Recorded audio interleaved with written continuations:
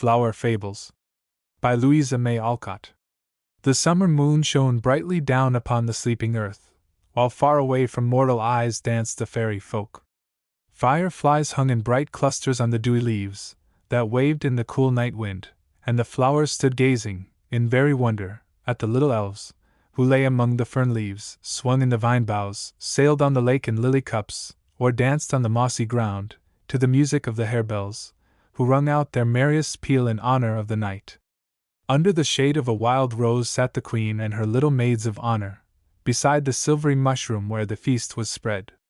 "Now, my friends," said she, "to while away the time till the bright moon goes down, let us each tell a tale, or relate what we have done or learned this day. I will begin with you, Sunny Lock," added she, turning to a lovely little elf, who lay among the fragrant leaves of a primrose. With a gay smile, Sunny Lock began her story. "As I was painting the bright petals of a blue bell, it told me this tale. The Frost King, or the Power of Love.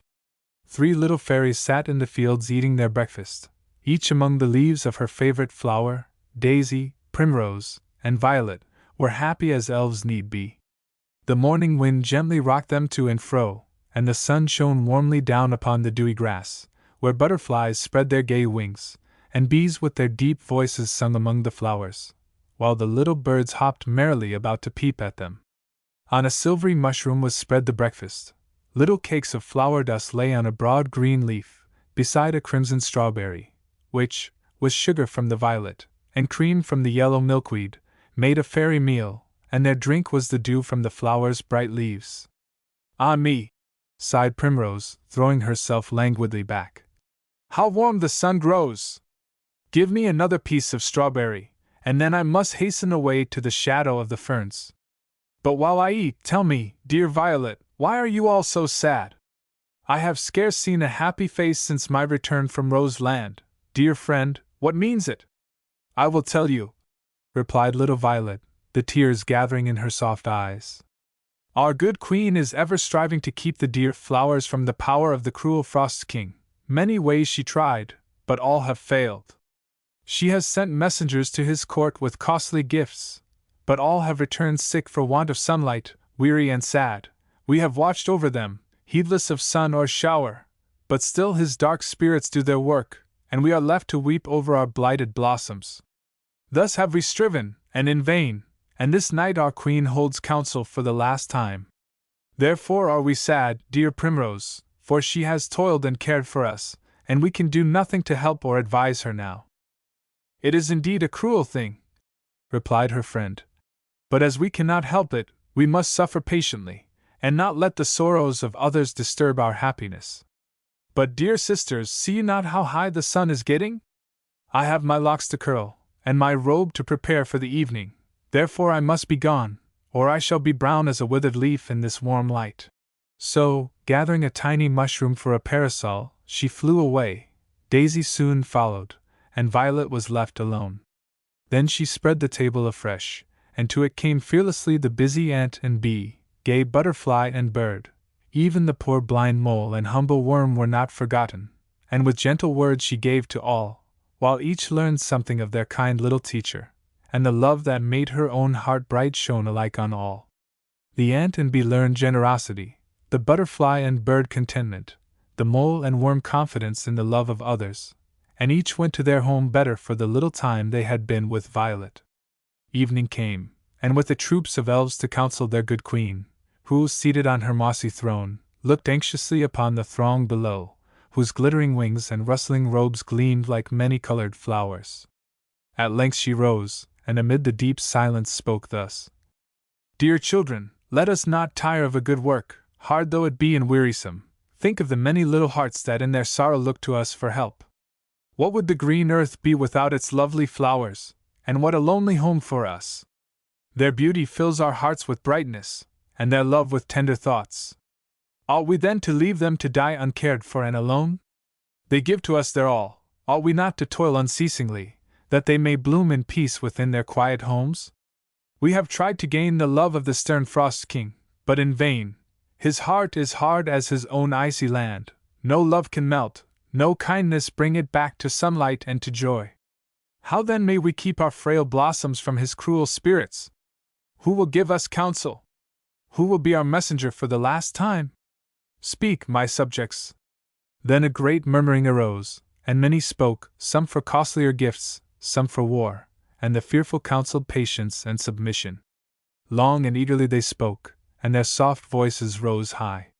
Then sweet music sounded on the air, and the loud tones were hushed, as in wondering silence the fairies waited what should come.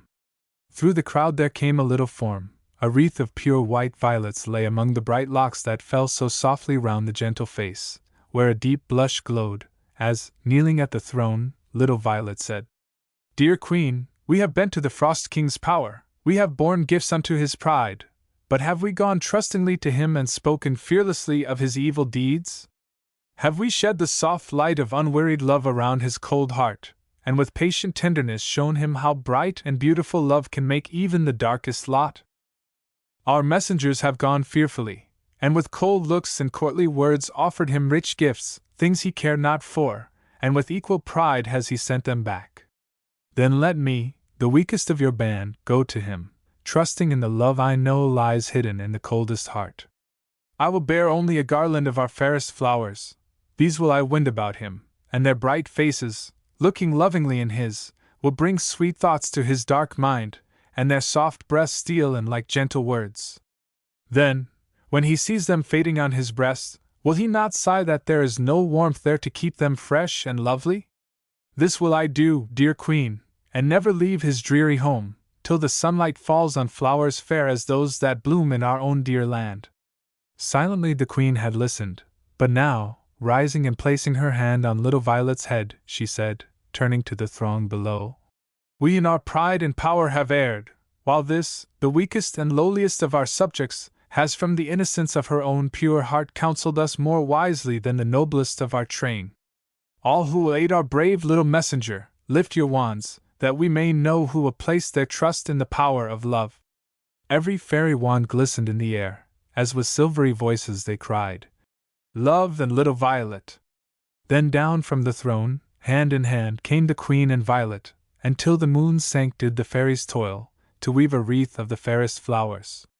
Tenderly they gathered them, with the night dew fresh upon their leaves, and as they wove chanted sweet spells, and whispered fairy blessings on the bright messengers whom they sent forth to die in a dreary land, that their gentle kindred might bloom unharmed. At length it was done, and the fair flowers lay glowing in the soft starlight, while beside them stood the fairies, singing to the music of the wind harps. Forth alone to die, o'er the cold graves where you lie, in the bright homes where they dwell, as we sadly sing farewell, and whisper tenderly, and it will answer ye, yet loving hearts will tell, flowers, dear flowers, farewell. The morning sun looked softly down upon the broad green earth, which like a mighty altar was sending up clouds of perfume from its breast, while flowers danced gaily in the summer wind, and birds sang their morning hymn among the cool green leaves. Then high above, on shining wings, soared a little form. The sunlight rested softly on the silken hair, and the winds fanned lovingly the bright face, and brought the sweetest odors to cheer her on. Thus went Violet through the clear air, and the earth looked smiling up to her, as, with the bright wreath folded in her arms, she flew among the soft, white clouds. On and on she went, over hill and valley, broad rivers and rustling woods, till the warm sunlight passed away, the winds grew cold, and the air thick with falling snow. Then far below she saw the Frost King's home. Pillars of hard, grey ice supported the high, arched roof, hung with crystal icicles. Dreary gardens lay around, filled with withered flowers and bare, drooping trees, while heavy clouds hung low in the dark sky, and a cold wind murmured sadly through the wintry air. With a beating heart Violet folded her fading wreath more closely to her breast, and with weary wings flew onward to the dreary palace. Here, before the closed doors, stood many forms with dark faces and harsh, discordant voices, who sternly asked the shivering little fairy why she came to them. Gently she answered, telling them her errand, beseeching them to let her pass ere the cold wind blighted her frail blossoms. Then they flung wide the doors, and she passed in. Walls of ice, carved with strange figures, were around her, glittering icicles hung from the high roof, and soft, White snow covered the hard floors. On a throne hung with clouds sat the Frost King. A crown of crystals bound his white locks, and a dark mantle wrought with delicate frostwork was folded over his cold breast. His stern face could not stay little Violet, and on through the long hall she went, heedless of the snow that gathered on her feet, and the bleak wind that blew around her, while the king with wondering eyes looked on the golden light that played upon the dark walls as she passed. The flowers, as if they knew their part, unfolded their bright leaves, and poured forth their sweetest perfume, as, kneeling at the throne, the brave little fairy said, "O King of blight and sorrow, send me not away till I have brought back the light and joy that will make your dark home bright and beautiful again. Let me call back to the desolate gardens the fair forms that are gone, and their soft voices blessing you will bring to your breast a never-failing joy. Cast by your icy crown and scepter, and let the sunlight of love fall softly on your heart. Then will the earth bloom again in all its beauty, and your dim eyes will rest only on fair forms, while music shall sound through these dreary halls, and the love of grateful hearts be yours. Have pity on the gentle flower spirits, and do not doom them to an early death, when they might bloom in fadeless beauty, making us wiser by their gentle teachings, and the earth brighter by their lovely forms. These fair flowers, with the prayers of all fairyland, I lay before you. Oh, send me not away till they are answered." And with tears falling thick and fast upon their tender leaves, Violet laid the wreath at his feet, while the golden light grew ever brighter as it fell upon the little form so humbly kneeling there.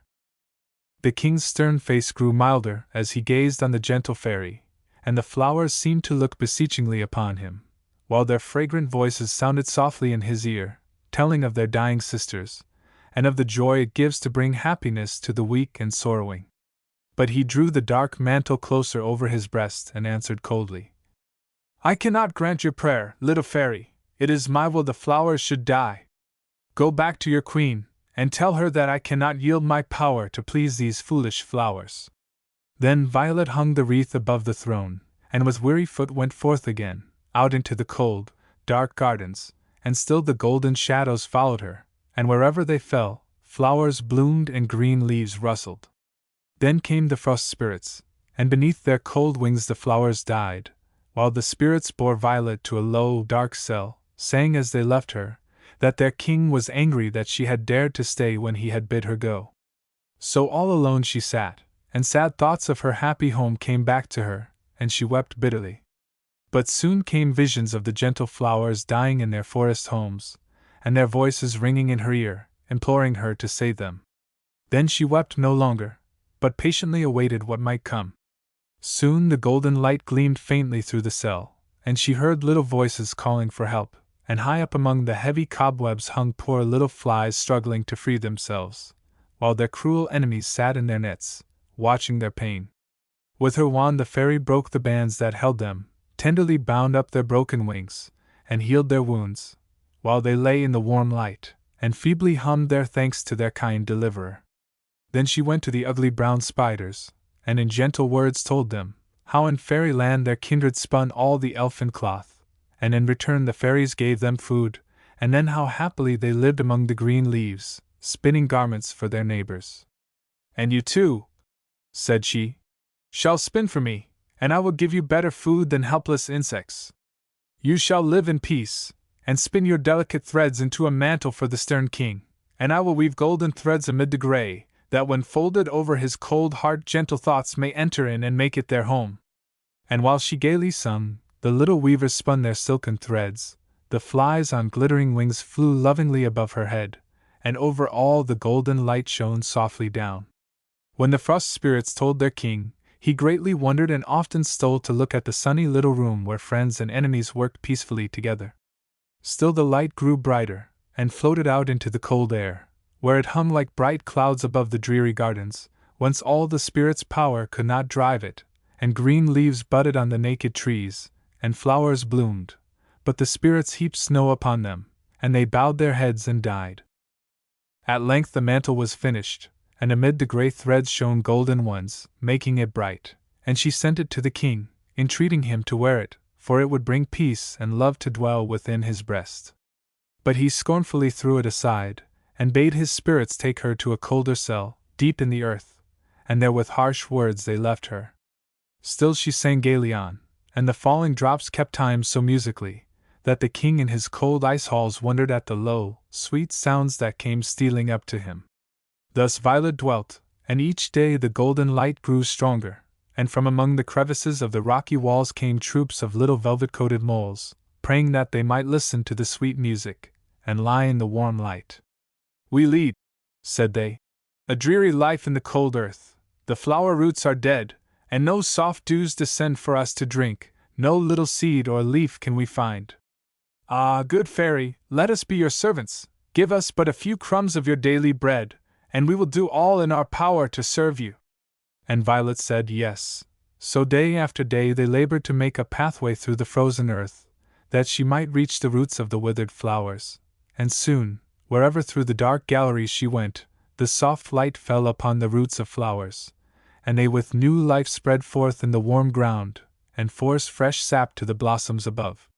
Brightly they bloomed and danced in the soft light, and the frost spirits tried in vain to harm them, for when they came beneath the bright clouds their power to do evil left them. From his dark castle the king looked out on the happy flowers, who nodded gaily to him, and in sweet colors strove to tell him of the good little spirit, who toiled so faithfully below, that they might live. And when he turned from the brightness without, to his stately palace, it seemed so cold and dreary, that he folded Violet's mantle round him, and sat beneath the faded wreath upon his ice-carved throne, wondering at the strange warmth that came from it, till at length he bade his spirits bring the little fairy from her dismal prison. Soon they came hastening back, and prayed him to come and see how lovely the dark cell had grown. The rough floor was spread with deep green moss, and over wall and roof grew flowery vines, filling the air with their sweet breath, while above played the clear, soft light, casting rosy shadows on the glittering drops that lay among the fragrant leaves, and beneath the vines stood Violet, casting crumbs to the downy little moles who ran fearlessly about and listened as she sang to them. When the old king saw how much fairer she had made the dreary cell than his palace rooms, gentle thoughts within whispered him to grant her prayer, and let the little fairy go back to her friends and home.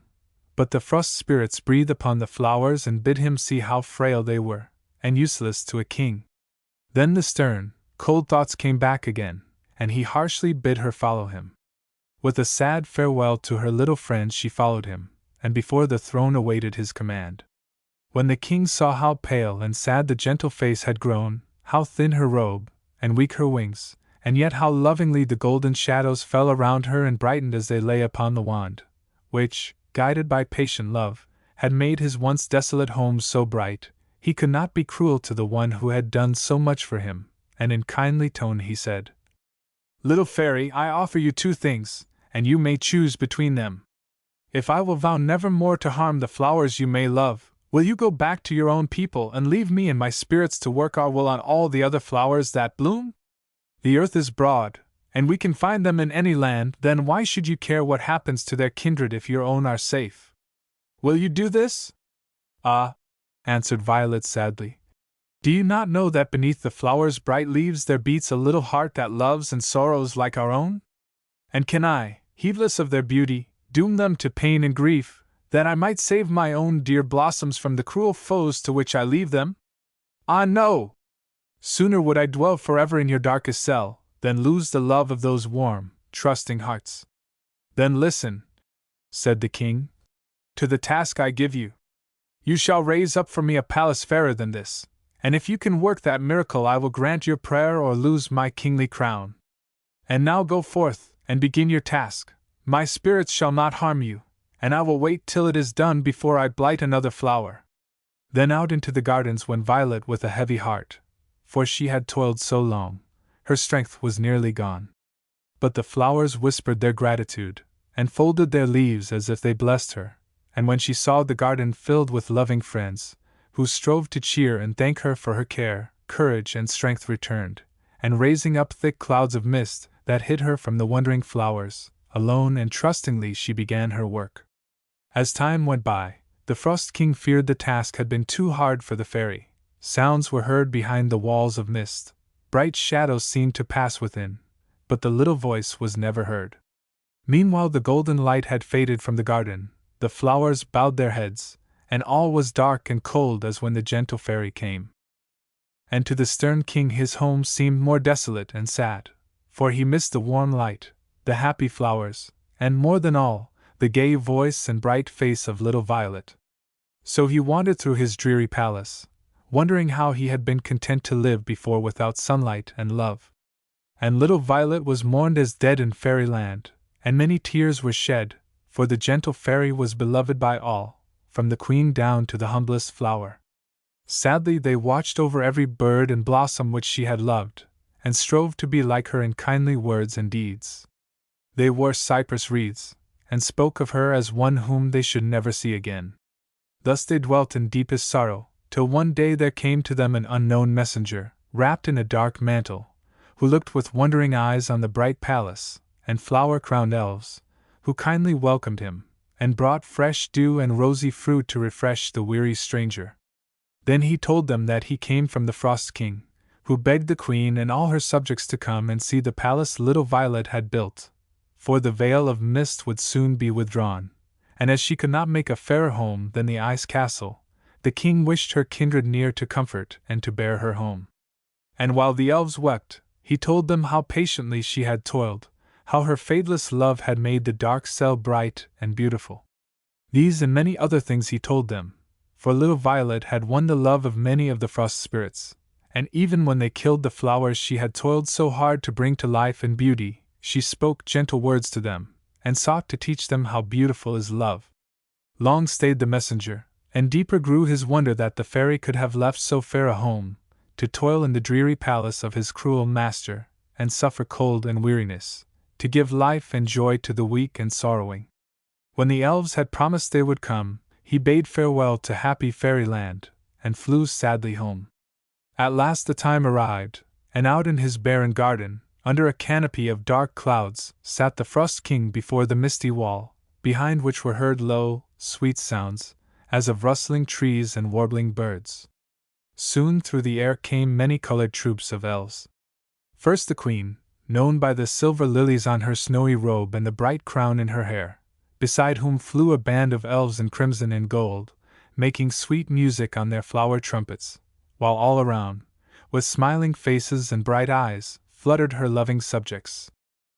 On they came, like a flock of brilliant butterflies, their shining wings and many-colored garments sparkling in the dim air, and soon the leafless trees were gay with living flowers, and their sweet voices filled the gardens with music. Like his subjects, the king looked on the lovely elves, and no longer wondered that little Violet wept and longed for her home. Darker and more desolate seemed his stately home, and when the fairies asked for flowers, he felt ashamed that he had none to give them.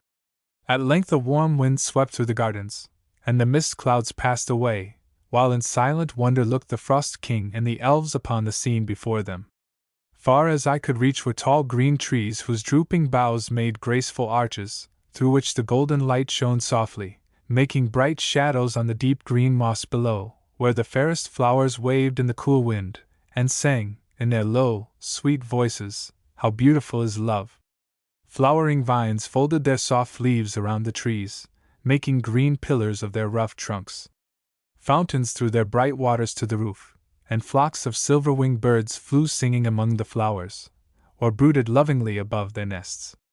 Doves with gentle eyes cooed among the green leaves, snow-white clouds floated in the sunny sky, and the golden light, brighter than before, shone softly down. Soon through the long aisles came Violet, flowers and green leaves rustling as she passed. On she went to the Frost King's throne, bearing 2 crowns, one of sparkling icicles, the other of pure white lilies, and kneeling before him, said, "My task is done, and thanks to the spirits of earth and air, I have made as fair a home as elfin hands can form. You must now decide. Will you be king of Flowerland, and own my gentle kindred for your loving friends? Will you possess unfading peace and joy, and the grateful love of all the green earth's fragrant children? Then take this crown of flowers. But if you can find no pleasure here, go back to your own cold home, and dwell in solitude and darkness, where no ray of sunlight or of joy can enter. Send forth your spirits to carry sorrow and desolation over the happy earth, and win for yourself the fear and hatred of those who would so gladly love and reverence you." Then take this glittering crown, hard and cold as your own heart will be, if you will shut out all that is bright and beautiful. Both are before you. Choose. The old king looked at the little fairy, and saw how lovingly the bright shadows gathered round her, as if to shield her from every harm. The timid birds nestled in her bosom, and the flowers grew fairer as she looked upon them, while her gentle friends, with tears in their bright eyes, folded their hands beseechingly, and smiled on her. Kind thought came thronging to his mind, and he turned to look at the two palaces. Violets, so fair and beautiful, with its rustling trees, calm, sunny skies, and happy birds and flowers, all created by her patient love and care. His own, so cold and dark and dreary, his empty gardens where no flowers could bloom, no green trees dwell, or gay birds sing, all desolate and dim. And while he gazed, his own spirits, casting off their dark mantles, knelt before him and besought him not to send them forth to blight the things the gentle fairies loved so much. "We have served you long and faithfully," said they. "Give us now our freedom, that we may learn to be beloved by the sweet flowers we have harmed so long. Grant the little fairy's prayer, and let her go back to her own dear home. She has taught us that love is mightier than fear. Choose the flower crown, and we will be the truest subjects you have ever had."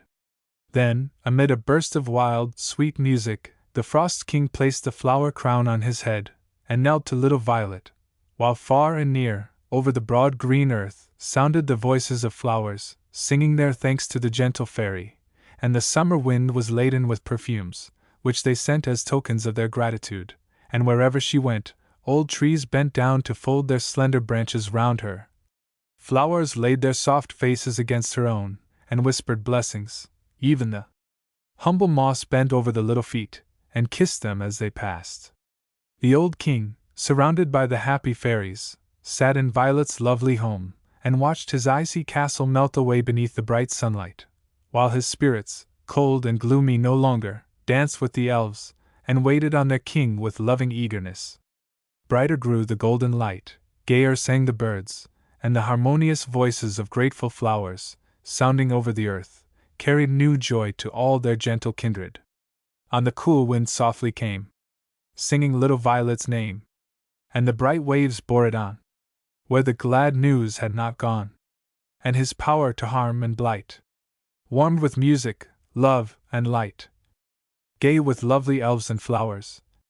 Through the long bright summer hours, all dark shadows passed away, the golden light forever lay, and all Flowerland was taught that little Violet wrought. As Sunny Lock ceased, another little elf came forward, and this was the tale Silverwing told. Eva's visit to Fairyland. Down among the grass and fragrant clover lay little Eva by the brookside, watching the bright waves, as they went singing by under the drooping flowers that grew on its banks. As she was wondering where the waters went, she heard a faint, low sound, as of far-off music. She thought it was the wind, but not a leaf was stirring, and soon through the rippling water came a strange little boat. It was a lily of the valley, whose tall stem formed the mast, while the broad leaves that rose from the roots, and drooped again till they reached the water, were filled with gay little elves, who danced to the music of the silver lily bells above, that rang a merry peal, and filled the air with their fragrant breath. On came the fairy boat, till it reached a moss-grown rock, and here it stopped, while the fairies rested beneath the violet leaves, and sang with the dancing waves. Eva looked with wonder on their gay faces and bright garments, and in the joy of her heart sang too, and threw crimson fruit for the little folks to feast upon. They looked kindly on the child, and, after whispering long among themselves, two little bright-eyed elves flew over the shining water, and, lighting on the clover blossoms, said gently, "Little maiden, many thanks for your kindness, and our queen bids us ask if you will go with us to Fairyland, and learn what we can teach you." "Gladly would I go with you, dear fairies," said Eva, "but I cannot sail in your little boat. See! I can hold you in my hand, and could not live among you without harming your tiny kingdom, I am so large." Then the elves laughed gaily, as they folded their arms about her, saying, "You are a good child, dear Eva, to fear doing harm to those weaker than yourself. You cannot hurt us now. Look in the water and see what we have done." Eva looked into the brook, and saw a tiny child standing between the elves. "Now I can go with you," said she. "But see, I can no longer step from the bank to yonder stone, for the brook seems now like a great river, and you have not given me wings like yours." But the fairies took each a hand, and flew lightly over the stream. The queen and her subjects came to meet her, and all seemed glad to say some kindly word of welcome to the little stranger. They placed a flower crown upon her head, laid their soft faces against her own, and soon it seemed as if the gentle elves had always been her friends. "Now must we go home," said the queen, "and you shall go with us, little one." Then there was a great bustle, as they flew about on shining wings, some laying cushions of violet leaves in the boat, others folding the queen's veil and mantle more closely round her, lest the falling dews should chill her.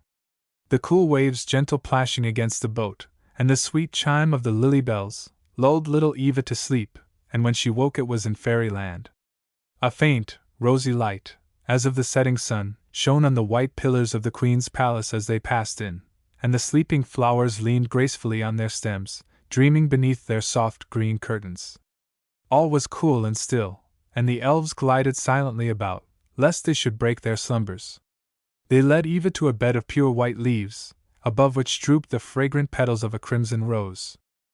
"You can look at the bright colors till the light fades, and then the rose will sing you to sleep," said the elves, as they folded the soft leaves about her, gently kissed her, and stole away.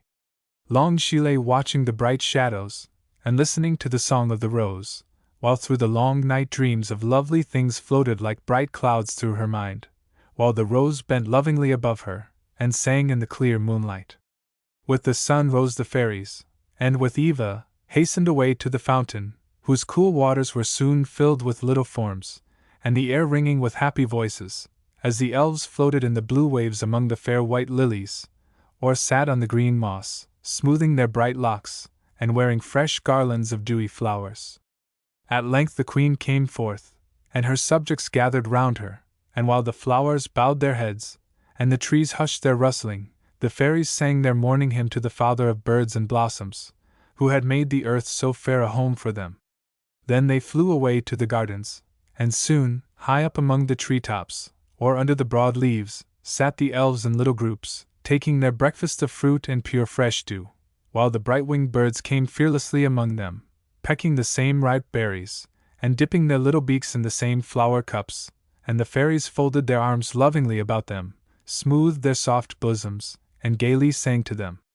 "Now, little Eva," said they, "you will see that fairies are not idle, wilful spirits, as mortals believe. Come, we will show you what we do."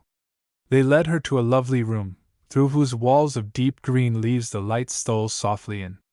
Here lay many wounded insects, and harmless little creatures, whom cruel hands had hurt, and pale, drooping flowers grew beside urns of healing herbs, from whose fresh leaves came a faint, sweet perfume. Eva wondered, but silently followed her guide, little Rose Leaf, who with tender words passed among the delicate blossoms, pouring dew on their feeble roots, cheering them with her loving words and happy smile. Then she went to the insects, first to a little fly who lay in a flower-leaf cradle. "Do you suffer much, dear Gauzywing?" asked the fairy. "I will bind up your poor little leg, and Zephyr shall rock you to sleep." So she folded the cool leaves tenderly about the poor fly, bathed his wings, and brought him refreshing drink, while he hummed his thanks, and forgot his pain, as Zephyr softly sung and fanned him with her waving wings. They passed on, and Eva saw beside each bed a fairy, who with gentle hands and loving words soothed the suffering insects.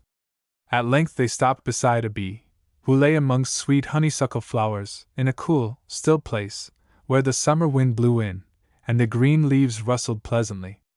Yet he seemed to find no rest, and murmured of the pain he was doomed to bear. "Why must I lie here, while my kindred are out in the pleasant fields, enjoying the sunlight and the fresh air, and cruel hands have doomed me to this dark place and bitter pain when I have done no wrong? Uncared for and forgotten, I must stay here among these poor things who think only of themselves. Come here, Rose Leaf, and bind up my wounds, for I am far more useful than idle bird or fly." Then said the fairy, while she bathed the broken wing, "Love Blossom, you should not murmur. We may find happiness in seeking to be patient even while we suffer. You are not forgotten or uncared for, but others need our care more than you, and to those who take cheerfully the pain and sorrow sent, do we most gladly give our help. You need not be idle, even though lying here in darkness and sorrow, you can be taking from your heart all sad and discontented feelings, and if love and patience blossom there, you will be better for the lonely hours spent here. Look on the bed beside you. This little dove has suffered far greater pain than you, and all our care can never ease it. Yet through the long days he hath lain here, not an unkind word or a repining sigh hath he uttered. Ah, Love Blossom, the gentle bird can teach a lesson you will be wiser and better for. Then a faint voice whispered, Little Rose Leaf, come quickly, or I cannot thank you as I ought for all your loving care of me. So they passed to the bed beside the discontented bee, and here upon the softest down lay the dove, whose gentle eyes looked gratefully upon the fairy, as she knelt beside the little couch, smoothed the soft white bosom, folded her arms about it, and wept sorrowing tears, while the bird still whispered its gratitude and love. Dear fairy, the fairest flowers have cheered me with their sweet breath, fresh dew and fragrant leaves have been ever ready for me, gentle hands to tend, kindly hearts to love, and for this I can only thank you and say farewell. Then the quivering wings were still, and the patient little dove was dead, but the bee murmured no longer, and the dew from the flowers fell like tears around the quiet bed. Sadly Rose Leaf led Eva away, saying, Lily Bosom shall have a grave tonight beneath our fairest blossoms, and you shall see that gentleness and love are prized far above gold or beauty, here in Fairyland. Come now to the flower palace, and see the fairy court.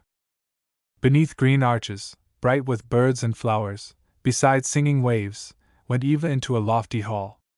The roof of pure white lilies rested on pillars of green clustering vines, while many-colored blossoms threw their bright shadows on the walls, as they danced below in the deep green moss, and their low, sweet voices sounded softly through the sunlit palace, while the rustling leaves kept time.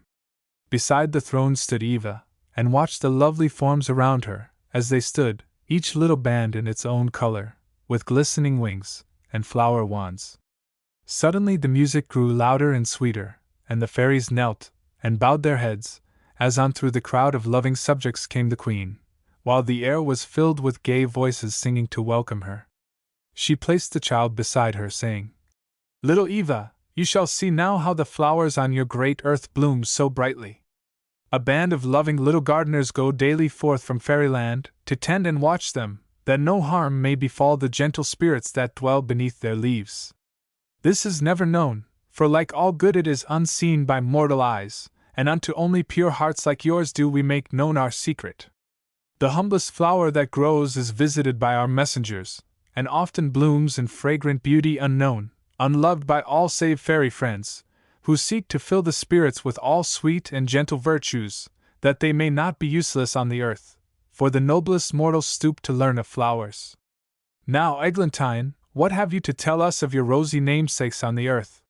From a group of elves, whose rose-wreathed wands showed the flower they loved, came one bearing a tiny urn, and, answering the queen, she said, Over hill and valley they are blooming fresh and fair as summer sun and dew can make them.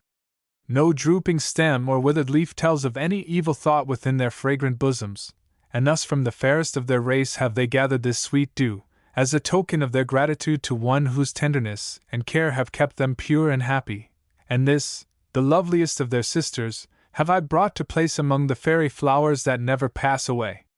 Eglantine laid the urn before the queen, and placed the fragrant rose on the dewy moss beside the throne, while a murmur of approval went through the hall, as each elfin wand waved to the little fairy who had toiled so well and faithfully, and could bring so fair a gift to their good queen. Then came forth an elf bearing a withered leaf, while her many-colored robe and the purple tulips in her hair told her name and charge. Dear queen, she sadly said, I would gladly bring as pleasant tidings as my sister, but alas! My flowers are proud and wilful, and when I went to gather my little gift of colored leaves for royal garments, they bade me bring this withered blossom, and tell you they would serve no longer one who will not make them queen over all the other flowers. They would yield neither dew nor honey, but proudly close their leaves and bid me go. Your task has been too hard for you, said the queen kindly, as she placed the drooping flower in the urn Eglantine had given. "You will see how this dew from a sweet, pure heart will give new life and loveliness even to this poor faded one. So can you, dear Rainbow, by loving words and gentle teachings, bring back lost purity and peace to those whom pride and selfishness have blighted. Go once again to the proud flowers, and tell them when they are queen of their own hearts they will ask no fairer kingdom. Watch more tenderly than ever over them, see that they lack neither dew nor air, speak lovingly to them, and let no unkind word or deed of theirs anger you. Let them see by your patient love and care how much fairer they might be, and when next you come, you will be laden with gifts from humble, loving flowers." Thus they told what they had done, and received from their queen some gentle chiding or loving word of praise. "You will be weary of this," said little Rose Leaf to Eva. "Come now and see where we are taught to read the tales written on flower leaves, and the sweet language of the birds, and all that can make a fairy heart wiser and better." Then into a cheerful place they went, where were many groups of flowers, among whose leaves sat the child elves, and learned from their flower books all that fairy hands had written there. Some studied how to watch the tender buds, when to spread them to the sunlight, and when to shelter them from rain, how to guard the ripening seeds, and when to lay them in the warm earth or send them on the summer wind to far-off hills and valleys, where other fairy hands would tend and cherish them, till a sisterhood of happy flowers sprang up to beautify and gladden the lonely spot where they had fallen. Others learned to heal the wounded insects, whose frail limbs a breeze could shatter, and who, were it not for fairy hands, would die ere half their happy summer life had gone. Some learned how by pleasant dreams to cheer and comfort mortal hearts, by whispered words of love to save from evil deeds those who had gone astray, to fill young hearts with gentle thoughts and pure affections, that no sin might mar the beauty of the human flower, while others, like mortal children, learned the fairy alphabet. Thus the elves made loving friends by care and love, and no evil thing could harm them, for those they helped to cherish and protect ever watched to shield and save them. Eva nodded to the gay little ones, as they peeped from among the leaves at the stranger, and then she listened to the fairy lessons. Several tiny elves stood on a broad leaf while the teacher sat among the petals of a flower that bent beside them, and asked questions that none but fairies would care to know. "Twinkle, if there lay 9 seeds within a flower cup and the wind bore 5 away, how many would the blossom have?" "4," replied the little one. "Rosebud, if a cowslip opens 3 leaves in one day and 4 the next, how many rosy leaves will there be when the whole flower has bloomed?" "7," sang the gay little elf. "Harebell, if a silkworm spin 1 yard of fairy cloth in an hour, how many will it spin in a day?" 12, said the fairy child. "Primrose, where lies Violet Island?" "In the Lake of Ripples." "Lilla, you may bound Rose Land." "On the north by Ferndale, south by Sunny Wave River, east by the Hill of Morning Clouds, and west by the Evening Star." "Now, little ones," said the teacher, "you may go to your painting, that our visitor may see how we repair the flowers that earthly hands have injured." Then Eva saw how, on large, white leaves, the fairies learned to imitate the lovely colors, and with tiny brushes to brighten the blush on the anemone's cheek, to deepen the blue of the violet's eye, and add new light to the golden cowslip. "You have stayed long enough," said the elves at length. "We have many things to show you. Come now and see what is our dearest work." So Eva said farewell to the child elves, and hastened with little Rose Leaf to the gates.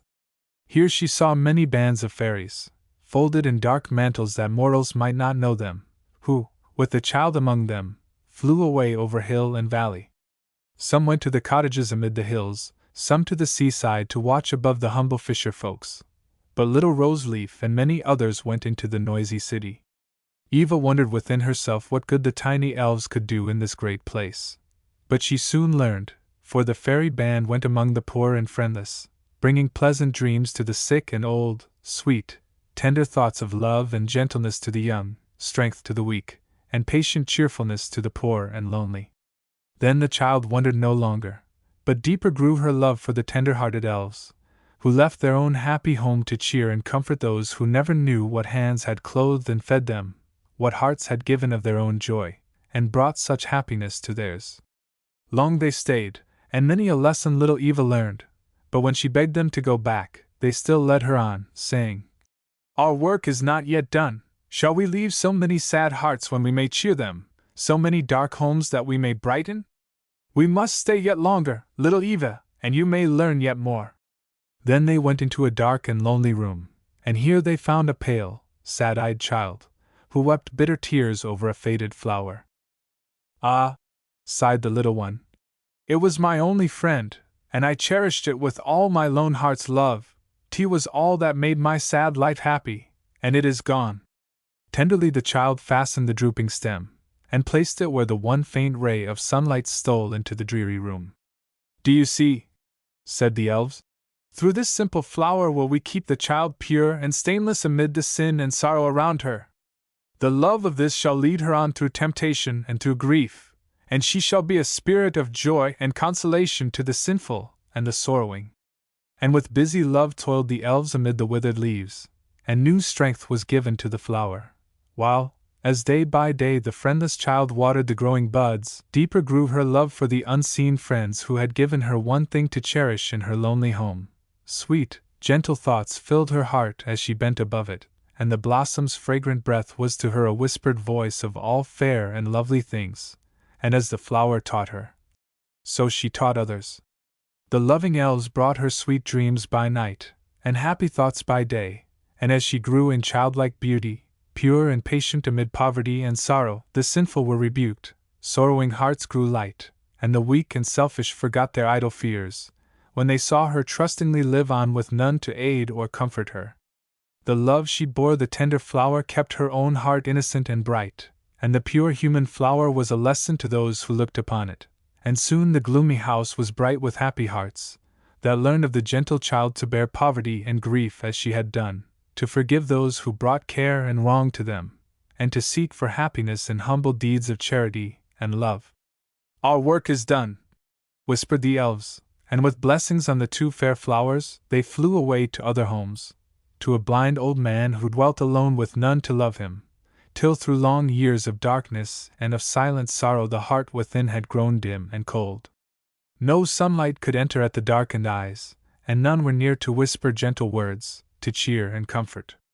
Thus he dwelt forgotten and alone, seeking to give no joy to others, possessing none himself. Life was dark and sad till the untiring elves came to his dreary home, bringing sunlight and love. They whispered sweet words of comfort, how, if the darkened eyes could find no light without, within there might be never-failing happiness, gentle feelings and sweet, loving thoughts could make the heart fair, if the gloomy, selfish sorrow were but cast away, and all would be bright and beautiful. They brought light-hearted children, who gathered round him, making the desolate home fair with their young faces, and his sad heart gay with their sweet, childish voices. The love they bore he could not cast away, sunlight stole in, the dark thoughts passed away, and the earth was a pleasant home to him. Thus their little hands led him back to peace and happiness, flowers bloomed beside his door, and their fragrant breath brought happy thoughts of pleasant valleys and green hills.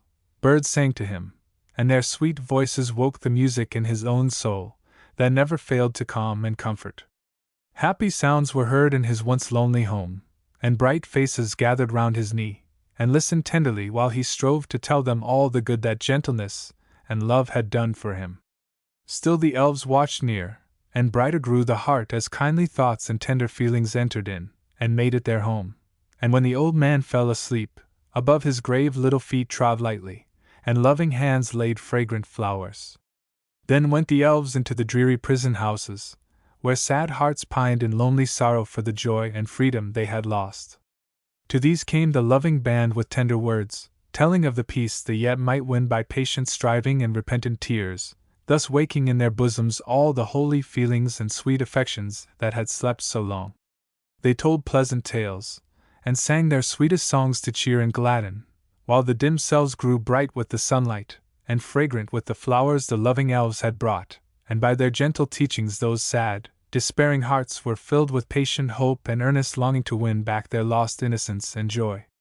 Thus to all who needed help or comfort went the faithful fairies, and when at length they turned towards fairyland, many were the grateful, happy hearts they left behind. Then through the summer sky, above the blossoming earth, they journeyed home, happier for the joy they had given, wiser for the good they had done. All fairyland was dressed in flowers, and the soft wind went singing by, laden with their fragrant breath. Sweet music sounded through the air, and troops of elves in their gayest robes hastened to the palace where the feast was spread. Soon the bright hall was filled with smiling faces and fair forms, and little Eva, as she stood beside the queen, thought she had never seen a sight so lovely. The many-colored shadows of the fairest flowers played on the pure white walls, and fountains sparkled in the sunlight, making music as the cool waves rose and fell, while to and fro, with waving wings and joyous voices, went the smiling elves, bearing fruit and honey, or fragrant garlands for each other's hair. Long they feasted, gaily they sang, and Eva, dancing merrily among them, longed to be an elf that she might dwell forever in so fair a home. At length the music ceased, and the queen said, as she laid her hand on little Eva's shining hair, "Dear child, tomorrow we must bear you home, for, much as we long to keep you, it were wrong to bring such sorrow to your loving earthly friends. Therefore we will guide you to the brook side, and there say farewell till you come again to visit us. Nay, do not weep, dear Rose Leaf, you shall watch over little Eva's flowers, and when she looks at them she will think of you. Come now and lead her to the fairy garden, and show her what we think our fairest sight. Weep no more, but strive to make her last hours with us happy as you can." With gentle caresses and most tender words the loving elves gathered about the child, and with Rose Leaf by her side, they led her through the palace, and along green, winding paths, till Eva saw what seemed a wall of flowers rising before her, while the air was filled with the most fragrant odors, and the low, sweet music as of singing blossoms. "Where have you brought me, and what mean these lovely sounds?" asked Eva. "Look here, and you shall see," said Rose Leaf, as she bent aside the vines. "But listen silently or you cannot hear." Then Eva, looking through the drooping vines, beheld a garden filled with the loveliest flowers. Fair as were all the blossoms she had seen in fairyland, none were so beautiful as these. The rose glowed with a deeper crimson, the lily's soft leaves were more purely white, the crocus and humble cowslip shone like sunlight, and the violet was blue as the sky that smiled above it. "How beautiful they are!" whispered Eva. "But dear Rose Leaf, why do you keep them here, and why call you this your fairest sight?" "Look again, and I will tell you," answered the fairy. Eva looked, and saw from every flower a tiny form come forth to welcome the elves, who all, save Rose Leaf, had flown above the wall, and were now scattering dew upon the flowers' bright leaves and talking gaily with the spirits, who gathered around them, and seemed full of joy that they had come. The child saw that each one wore the colors of the flower that was its home. Delicate and graceful were the little forms, bright the silken hair that fell about each lovely face, and Eva heard the low, sweet murmur of their silvery voices and the rustle of their wings. She gazed in silent wonder, forgetting she knew not who they were, till the fairy said, "These are the spirits of the flowers, and this the fairy home where those whose hearts were pure and loving on the earth come to bloom in fadeless beauty here, when their earthly life is past. The humblest flower that blooms has a home with us, for outward beauty is a worthless thing if all be not fair and sweet within. Do you see yonder lovely spirit singing with my sister Moonlight? A clover blossom was her home, and she dwelt unknown, unloved, yet patient and content, bearing cheerfully the sorrows sent her. We watched and saw how fair and sweet the humble flower grew, and then gladly bore her here, to blossom with the lily and the rose. The flowers' lives are often short, for cruel hands destroy them, therefore is it our greatest joy to bring them hither, where no careless foot or wintry wind can harm them, where they bloom in quiet beauty, repaying our care by their love and sweetest perfumes. I will never break another flower," cried Eva. "But let me go to them, dear fairy. I would gladly know the lovely spirits, and ask forgiveness for the sorrow I have caused. May I not go in?" "Nay, dear Eva, you are a mortal child, and cannot enter here, but I will tell them of the kind little maiden who has learned to love them, and they will remember you when you are gone. Come now, for you have seen enough, and we must be away."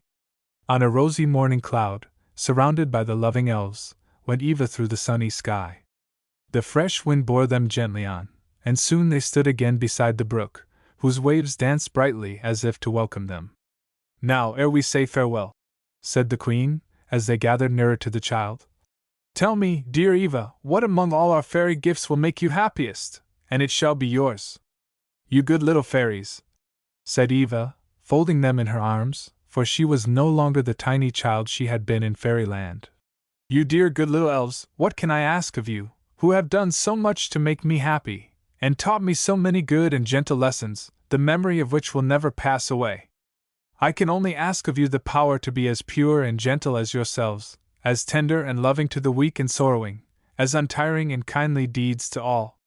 Grant me this gift, and you shall see that little Eva has not forgotten what you have taught her.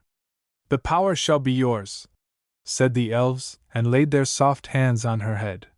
We will watch over you in dreams, and when you would have tidings of us, ask the flowers in your garden, and they will tell you all you would know. Farewell. Remember Fairyland and all your loving friends. They clung about her tenderly, and little Rose Leaf placed a flower crown on her head, whispering softly, when you would come to us again, stand by the brook side and wave this in the air, and we will gladly take you to our home again. Farewell, dear Eva.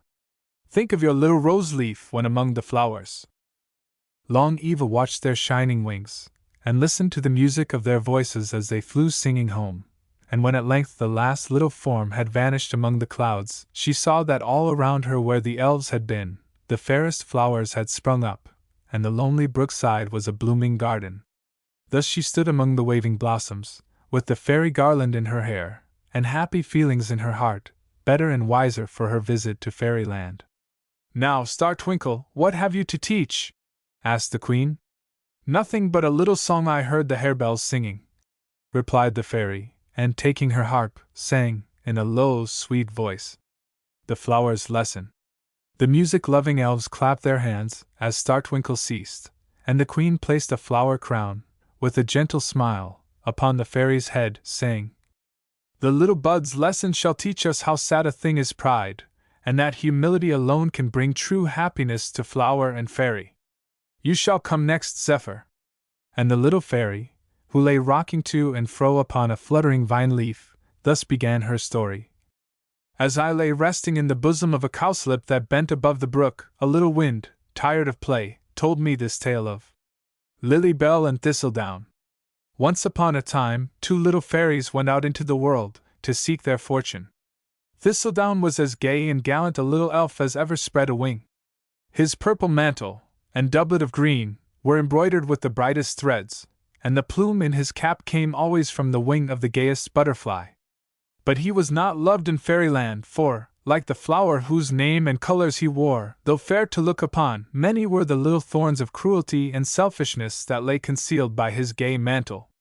Many a gentle flower and harmless bird died by his hand, for he cared for himself alone, and whatever gave him pleasure must be his, though happy hearts were rendered sad, and peaceful homes destroyed.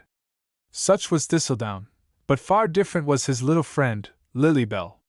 Kind, compassionate, and loving, wherever her gentle face was seen, joy and gratitude were found. No suffering flower or insect that did not love and bless the kindly fairy, and thus all Elfland looked upon her as a friend. Nor did this make her vain and heedless of others. She humbly dwelt among them, seeking to do all the good she might, and many a houseless bird and hungry insect that Thistledown had harmed did she feed and shelter, and in return no evil could befall her, for so many friends were all about her, seeking to repay her tenderness and love by their watchful care. She would not now have left Fairyland, but to help and counsel her wild companion, Thistledown, who, discontented with his quiet home, would seek his fortune in the great world, and she feared he would suffer from his own faults, for others would not always be as gentle and forgiving as his kindred. So the kind little fairy left her home and friends to go with him, and thus, side by side, they flew beneath the bright summer sky. On and on, over hill and valley, they went, chasing the gay butterflies, or listening to the bees, as they flew from flower to flower like busy little housewives, singing as they worked, till at last they reached a pleasant garden, filled with flowers and green, old trees. See, cried Thistledown, what a lovely home is here! Let us rest among the cool leaves, and hear the flowers sing, for I am sadly tired and hungry. So into the quiet garden they went, and the winds gaily welcomed them, while the flowers nodded on their stems, offering their bright leaves for the elves to rest upon, and fresh, sweet honey to refresh them. "Now, dear Thistle, do not harm these friendly blossoms," said Lilybell. "See how kindly they spread their leaves, and offer us their dew. It would be very wrong in you to repay their care with cruelty and pain. You will be tender for my sake, dear Thistle." Then she went among the flowers, and they bent lovingly before her, and laid their soft leaves against her little face, that she might see how glad they were to welcome one so good and gentle, and kindly offered their dew and honey to the weary little fairy, who sat among their fragrant petals and looked smilingly on the happy blossoms, who, with their soft, low voices, sang her to sleep. While Lilybell lay dreaming among the rose leaves, Thistledown went wandering through the garden. First he robbed the bees of their honey, and rudely shook the little flowers, that he might get the dew they had gathered to bathe their buds in. Then he chased the bright-winged flies, and wounded them with the sharp thorn he carried for a sword. He broke the spider's shining webs, lamed the birds, and soon wherever he passed lay wounded insects and drooping flowers, while the winds carried the tidings over the garden, and bird and blossom looked upon him as an evil spirit, and fled away or closed their leaves, lest he should harm them. Thus he went, leaving sorrow and pain behind him, till he came to the roses where Lilybell lay sleeping. There, weary of his cruel sport, he stayed to rest beneath a graceful rose tree, where grew one blooming flower and a tiny bud. "Why are you so slow in blooming, little one? You are too old to be rocked in your green cradle longer, and should be out among your sister flowers," said Thistle, as he lay idly in the shadow of the tree. "My little bud is not yet strong enough to venture forth," replied the rose, as she bent fondly over it. "The sunlight and the rain would blight her tender form, were she to blossom now, but soon she will be fit to bear them. Till then she is content to rest beside her mother, and to wait." "You silly flower," said Thistledown. "See how quickly I will make you bloom. Your waiting is all useless." And speaking thus, he pulled rudely apart the folded leaves, and laid them open to the sun and air, while the rose mother implored the cruel fairy to leave her little bud untouched. "It is my first, my only one," said she, "and I have watched over it with such care, hoping it would soon bloom beside me, and now you have destroyed it. How could you harm the little helpless one, that never did aught to injure you?" And while her tears fell like summer rain, she drooped in grief above the little bud, and sadly watched it fading in the sunlight. But Thistledown, heedless of the sorrow he had given, spread his wings and flew away. Soon the sky grew dark, and heavy drops began to fall.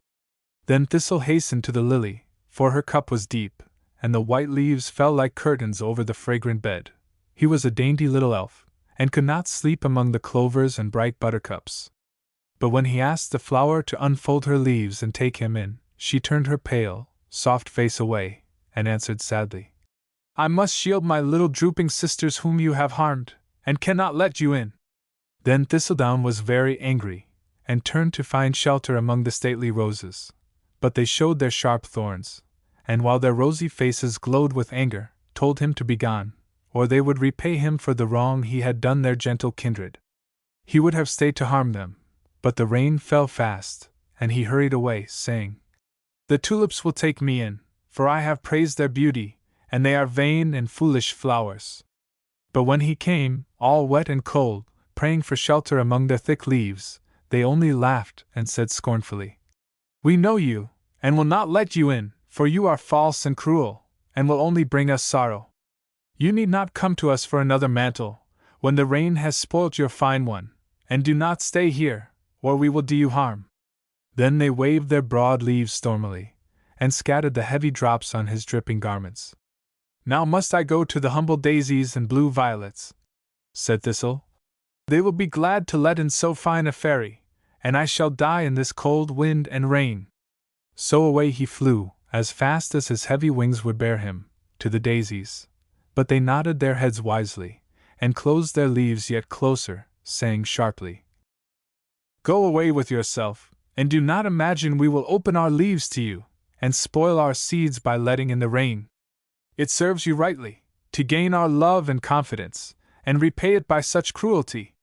You will find no shelter here for one whose careless hand wounded our little friend Violet, and broke the truest heart that ever beat in a flower's breast.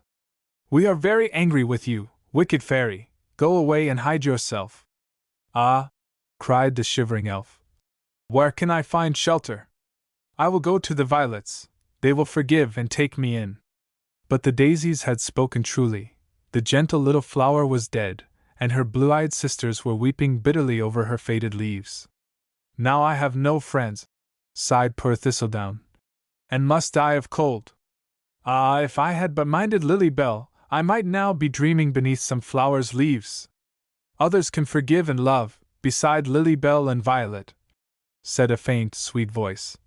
"I have no little bud to shelter now, and you can enter here."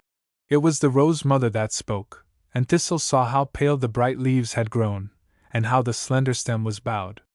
Grieved, ashamed, and wondering at the flower's forgiving words, he laid his weary head on the bosom he had filled with sorrow, and the fragrant leaves were folded carefully about him. But he could find no rest. The rose strove to comfort him, but when she fancied he was sleeping, thoughts of her lost bud stole in, and the little heart beat so sadly where he lay that no sleep came, while the bitter tears he had caused to flow fell more coldly on him than the rain without. Then he heard the other flowers whispering among themselves of his cruelty, and the sorrow he had brought to their happy home, and many wondered how the rose, who had suffered most, could yet forgive and shelter him. "Never could I forgive one who had robbed me of my children. I could bow my head and die, but could give no happiness to one who had taken all my own," said Hyacinth, bending fondly over the little ones that blossomed by her side. "Dear Violet is not the only one who will leave us," sobbed little Mignonette. "The Rose Mother will fade like her little bud, and we shall lose our gentlest teacher. Her last lesson is forgiveness. Let us show our love for her, and the gentle stranger Lily Bell, by allowing no unkind word or thought of him who has brought us all this grief." The angry words were hushed, and through the long night nothing was heard but the dropping of the rain, and the low sighs of the rose. Soon the sunlight came again, and with it Lily Bell seeking for Thistledown, but he was ashamed, and stole away. When the flowers told their sorrow to kind-hearted Lily Bell, she wept bitterly at the pain her friend had given, and with loving words strove to comfort those whom he had grieved. With gentle care she healed the wounded birds, and watched above the flowers he had harmed, bringing each day dew and sunlight to refresh and strengthen, till all were well again, and those sorrowing for their dead friends. Still they forgave Thistle for the sake of her who had done so much for them. Thus, ere long, buds fairer than that she had lost lay on the Rose Mother's breast, and for all she had suffered she was well repaid by the love of Lily Bell and her sister flowers. And when bird, bee, and blossom were strong and fair again, the gentle fairy said farewell, and flew away to seek her friend, leaving behind many grateful hearts, who owed their joy and life to her. Meanwhile, over hill and dale went Thistledown, and for a time was kind and gentle to every living thing. He missed sadly the little friend who had left her happy home to watch over him, but he was too proud to own his fault, and so went on, hoping she would find him. One day he fell asleep, and when he woke the sun had set, and the dew began to fall, the flower cups were closed, and he had nowhere to go, till a friendly little bee, belated by his heavy load of honey, bid the weary fairy come with him. "Help me to bear my honey home, and you can stay with us tonight," he kindly said. So Thistle gladly went with him, and soon they came to a pleasant garden, where among the fairest flowers stood the hive, covered with vines and overhung with blossoming trees. Glowworms stood at the door to light them home, and as they passed in, the fairy thought how charming it must be to dwell in such a lovely place. The floor of wax was pure and white as marble, while the walls were formed of golden honeycomb, and the air was fragrant with the breath of flowers.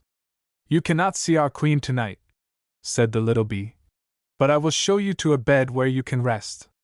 And he led the tired fairy to a little cell, where on a bed of flower leaves he folded his wings and fell asleep. As the first ray of sunlight stole in, he was awakened by sweet music. It was the morning song of the bees. Of golden sunlight shines on the rippling waves that brightly flow beneath the flowering vines. "Awake! Awake! for the low, sweet chant of the wild birds mourning him comes floating by on the fragrant air, through the forest cool and dim. Then spread each wing, and work and sing, through the long, bright, sunny hours. O'er the pleasant earth we journey forth, for a day among the flowers hath bidden the blossoms unclose, hath opened the violet's soft blue eye, and wakened the sleeping rose.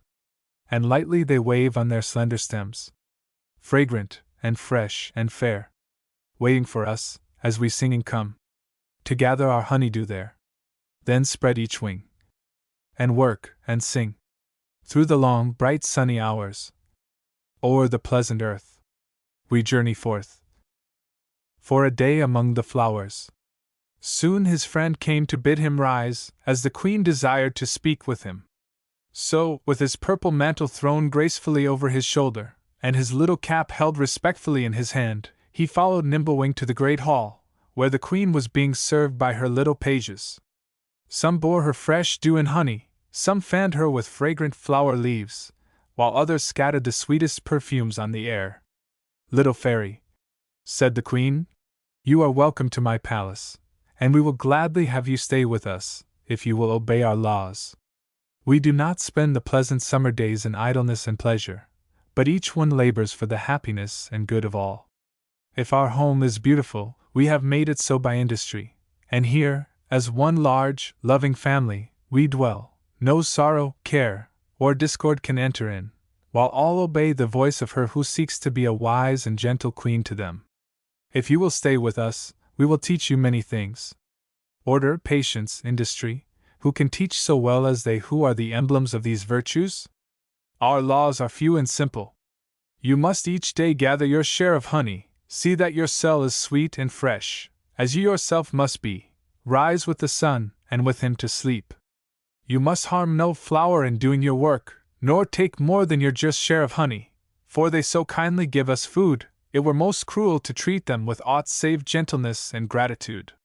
Now will you stay with us, and learn what even mortals seek to know, that labor brings true happiness?" And Thistle said he would stay and dwell with them, for he was tired of wandering alone, and thought he might live here till Lilybell should come, or till he was weary of the kind-hearted bees. Then they took away his gay garments, and dressed him like themselves, in the black velvet cloak with golden bands across his breast. "Now come with us," they said. So forth into the green fields they went, and made their breakfast among the dewy flowers, and then till the sun set they flew from bud to blossom, singing as they went, and Thistle for a while was happier than when breaking flowers and harming gentle birds. But he soon grew tired of working all day in the sun, and longed to be free again. He could find no pleasure with the industrious bees, and sighed to be away with his idle friends, the butterflies. So while the others worked he slept or played, and then, in haste to get his share, he tore the flowers, and took all they had saved for their own food. Nor was this all. He told such pleasant tales of the life he led before he came to live with them, that many grew unhappy and discontented, and they who had before wished no greater joy than the love and praise of their kind queen, now disobeyed and blamed her for all she had done for them. Long she bore with their unkind words and deeds, and when at length she found it was the ungrateful fairy who had wrought this trouble in her quiet kingdom, she strove, with sweet, forgiving words, to show him all the wrong he had done. But he would not listen, and still went on destroying the happiness of those who had done so much for him. Then, when she saw that no kindness could touch his heart, she said, "Thistledown, we took you in, a friendless stranger, fed and clothed you, and made our home as pleasant to you as we could, and in return for all our care, you have brought discontent and trouble to my subjects, grief and care to me. I cannot let my peaceful kingdom be disturbed by you, therefore go and seek another home. You may find other friends, but none will love you more than we, had you been worthy of it, so farewell." And the doors of the once happy home he had disturbed were closed behind him. Then he was very angry, and determined to bring some great sorrow on the good queen. So he sought out the idle, wilful bees, whom he had first made discontented, bidding them follow him, and win the honey the queen had stored up for the winter. "Let us feast and make merry in the pleasant summer time," said Thistle. Winter is far off. Why should we waste these lovely days, toiling to lay up the food we might enjoy now? Come, we will take what we have made, and think no more of what the queen has said.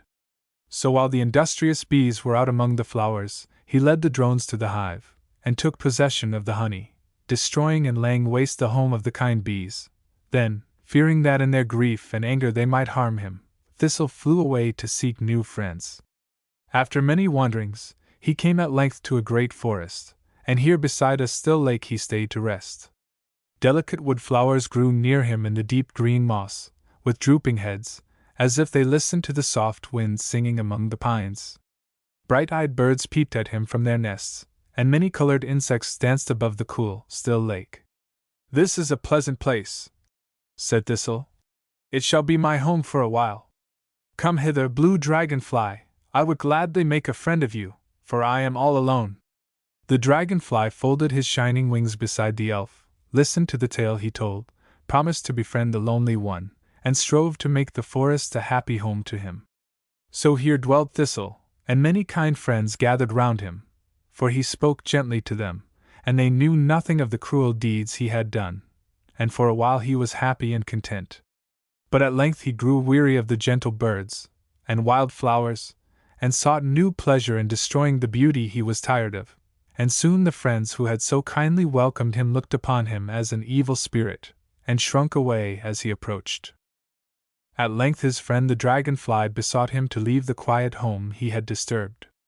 Then Thistle was very angry, and while the dragonfly was sleeping among the flowers that hung over the lake, he led an ugly spider to the spot, and bade him weave his nets about the sleeping insect, and bind him fast. The cruel spider gladly obeyed the ungrateful fairy, and soon the poor fly could move neither leg nor wing. Then Thistle flew away through the wood, leaving sorrow and trouble behind him. He had not journeyed far before he grew weary, and lay down to rest.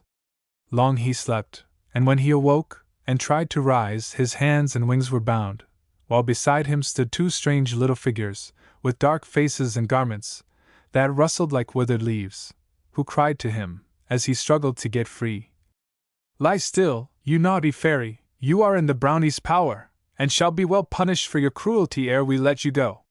So poor Thistle lay sorrowfully, wondering what would come of it, and wishing Lily Bell would come to help and comfort him. But he had left her, and she could not help him now. Soon a troop of brownies came rustling through the air, and gathered round him, while one who wore an acorn cup on his head, and was their king, said, as he stood beside the trembling fairy, "You have done many cruel things, and caused much sorrow to happy hearts. Now you are in my power, and I shall keep you prisoner till you have repented. You cannot dwell on the earth without harming the fair things given you to enjoy, so you shall live alone in solitude and darkness, till you have learned to find happiness in gentle deeds, and forget yourself in giving joy to others. When you have learned this, I will set you free." Then the brownies bore him to a high, dark rock, and entering a little door, led him to a small cell, dimly lighted by a crevice through which came a single gleam of sunlight, and there, through long, long days, poor Thistle sat alone, and gazed with wistful eyes at the little opening, longing to be out on the green earth. No one came to him, but the silent brownies who brought his daily food, and with bitter tears he wept for Lily Bell, mourning his cruelty and selfishness, seeking to do some kindly deed that might atone for his wrongdoing. A little vine that grew outside his prison rock came creeping up, and looked in through the crevice, as if to cheer the lonely fairy, who welcomed it most gladly, and daily sprinkled its soft leaves with his small share of water, that the little vine might live, even if it darkened more and more his dim cell. The watchful brownies saw this kind deed, and brought him fresh flowers, and many things, which Thistle gratefully received, though he never knew it was his kindness to the vine that gained for him these pleasures. Thus did poor Thistle strive to be more gentle and unselfish, and grew daily happier and better. Now while Thistledown was a captive in the lonely cell, Lily Bell was seeking him far and wide, and sadly traced him by the sorrowing hearts he had left behind. She healed the drooping flowers, cheered the queen bee's grief, brought back her discontented subjects, restored the home to peace and order, and left them blessing her. Thus she journeyed on, till she reached the forest where Thistledown had lost his freedom. She unbound the starving dragonfly, and tended the wounded birds. But though all learned to love her, none could tell where the brownies had borne her friend, till a little wind came whispering by, and told her that a sweet voice had been heard, singing fairy songs, deep in a moss-grown rock. Then Lily Bell went seeking through the forest, listening for the voice. Long she looked and listened in vain, when one day, as she was wandering through a lonely dell, she heard a faint, low sound of music, and soon a distant voice mournfully singing. Soft is the summer air. Flowers are blooming fair. Sadly I dwell. Lily Bell! Lily Bell! Thistle, dear Thistle, where are you? Joyfully cried Lily Bell, as she flew from rock to rock. But the voice was still, and she would have looked in vain, had she not seen a little vine, whose green leaves fluttering to and fro seemed beckoning her to come, and as she stood among its flowers she sang. I have sought for thee long, and now by thy song, o'er hill and dell, comes Lily Bell. Then from the vine leaves 2 little arms were stretched out to her, and thistledown was found. So Lily Bell made her home in the shadow of the vine, and brought such joy to Thistle, that his lonely cell seemed pleasanter to him than all the world beside, and he grew daily more like his gentle friend. But it did not last long, for one day she did not come. He watched and waited long, for the little face that used to peep smiling in through the vine leaves.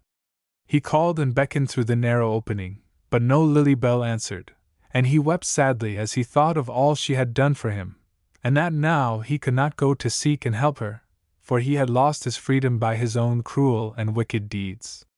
At last he besought the silent brownie earnestly to tell him whither she had gone.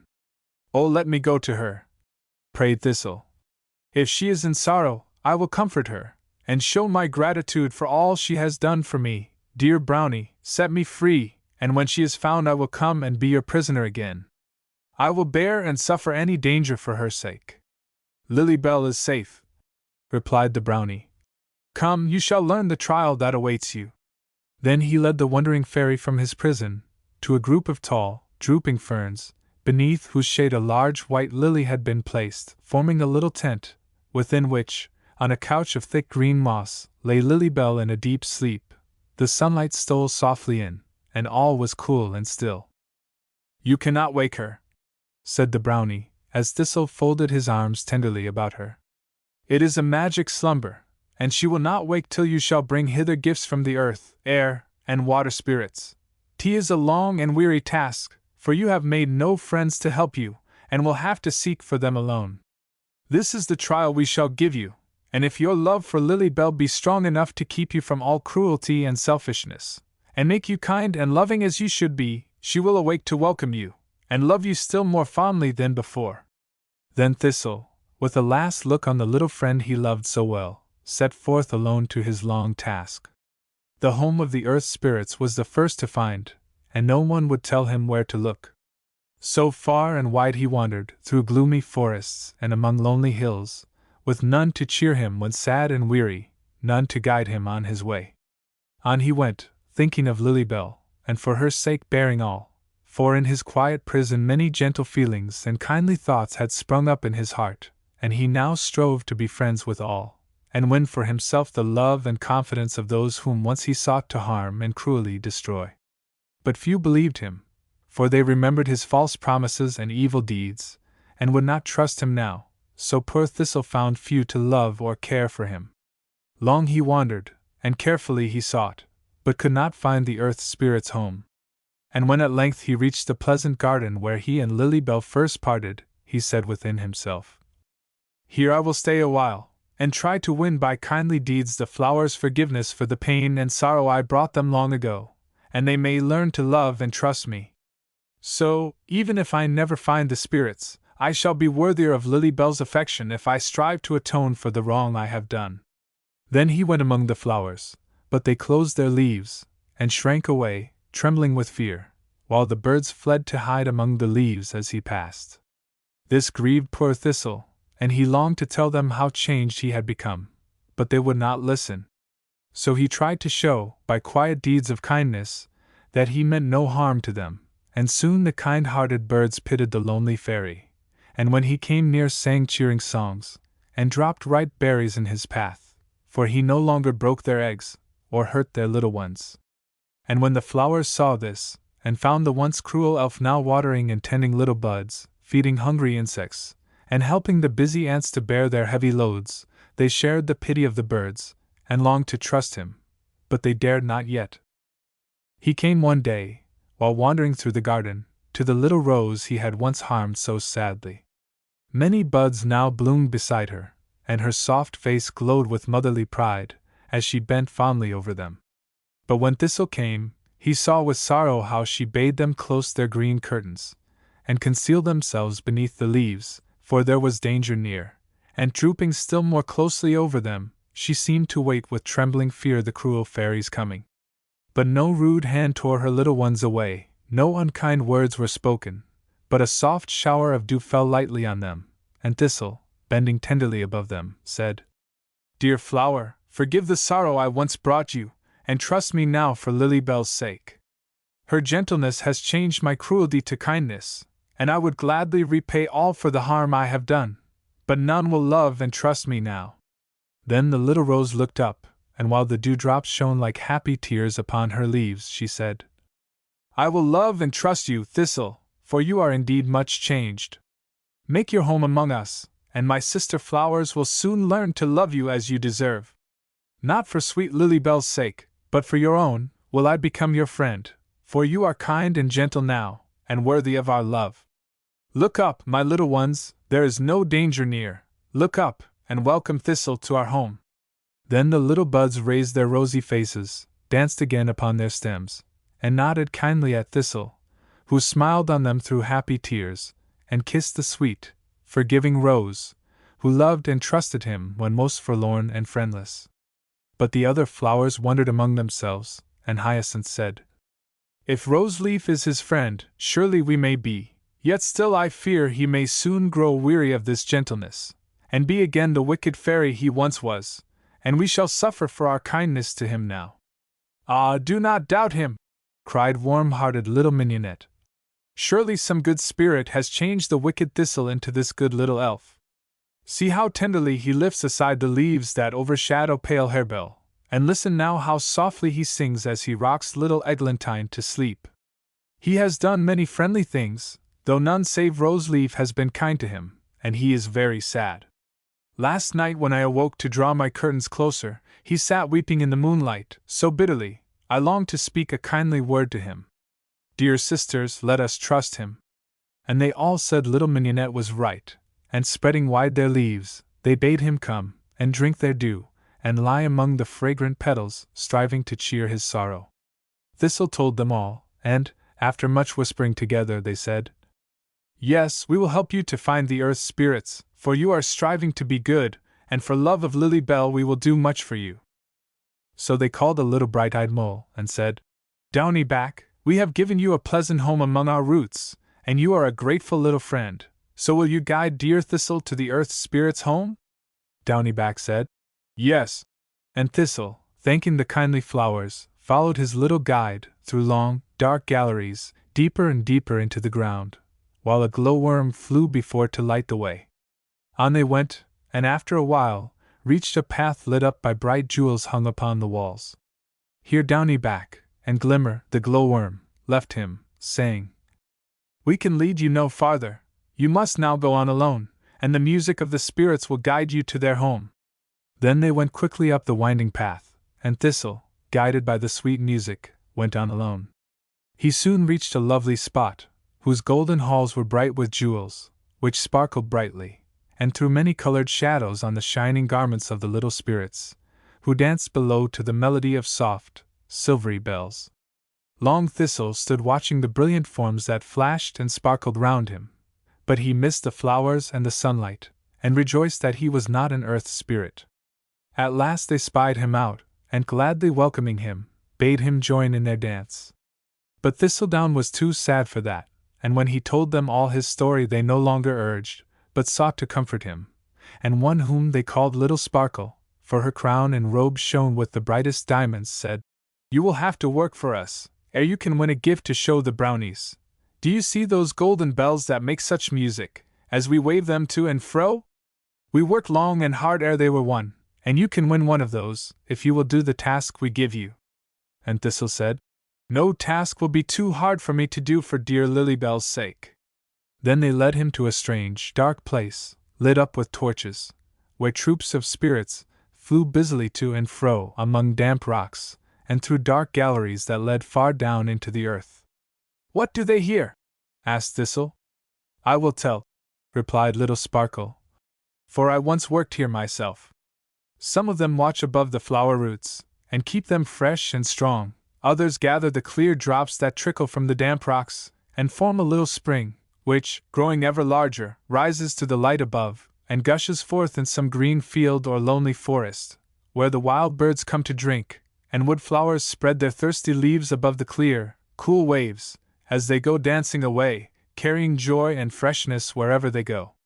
Others shape the bright jewels into lovely forms, and make the good luck pennies which we give to mortals whom we love. And here you must toil till the golden flower is won. Then Thistle went among the spirits, and joined in their tasks. He tended the flower roots, gathered the water drops, and formed the good luck pennies. Long and hard he worked, and was often sad and weary, often tempted by unkind and selfish thoughts. But he thought of Lilybell, and strove to be kind and loving as she had been, and soon the spirits learned to love the patient fairy, who had left his home to toil among them for the sake of his gentle friend. At length came Little Sparkle to him, saying, You have done enough, come now, and dance and feast with us, for the golden flower is won. But Thistle could not stay, for half his task was not yet done, and he longed for sunlight and Lilybell. So, taking a kind farewell, he hastened through the torchlit path up to the light again, and spreading his wings, flew over hill and dale till he reached the forest where Lilybell lay sleeping. It was early morning, and the rosy light shone brightly through the lily leaves upon her, as Thistle entered, and laid his first gift at the Brownie King's feet. You have done well, said he. We hear good tidings of you from bird and flower, and you are truly seeking to repair the evil you have done. Take now one look at your little friend, and then go forth to seek from the air spirits your second gift. Then Thistle said farewell again to Lilybell, and flew far and wide among the clouds seeking the air spirits. But though he wandered till his weary wings could bear him no longer, it was in vain. So, faint and sad, he lay down to rest on a broad vine leaf that fluttered gently in the wind, and as he lay, he saw beneath him the home of the kind bees whom he had so disturbed, and Lilybell had helped and comforted. I will seek to win their pardon, and show them that I am no longer the cruel fairy who so harmed them, thought Thistle. And when they become again my friends, I will ask their help to find the air spirits, and if I deserve it, they will gladly aid me on my way. So he flew down into the field below, and hastened busily from flower to flower, till he had filled a tiny blue bell with sweet, fresh honey. Then he stole softly to the hive, and placing it near the door, concealed himself to watch. Soon his friend Nimblewing came flying home, and when he spied the little cup, he hummed with joy, and called his companions around him. Surely some good elf has placed it here for us, said they. Let us bear it to our queen. It is so fresh and fragrant it will be a fit gift for her.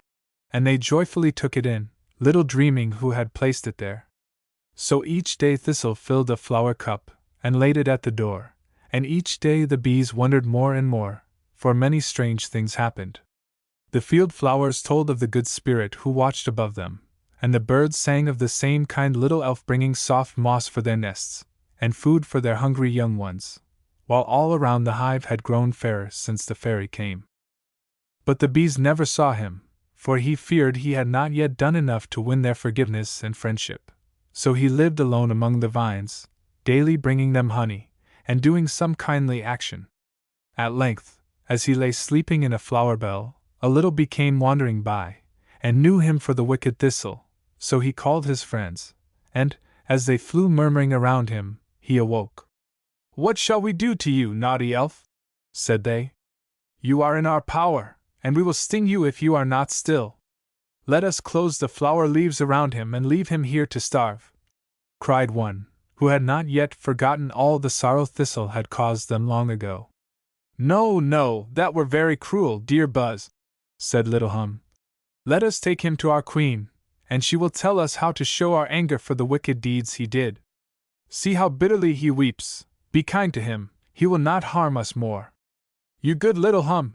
cried a kind-hearted robin who had hopped near to listen to the bees. "Dear friends, do you not know that this is the good fairy who has dwelt so quietly among us, watching over bird and blossom, giving joy to all he helps? It is he who brings the honey cup each day to you, and then goes silently away, that you may never know who works so faithfully for you.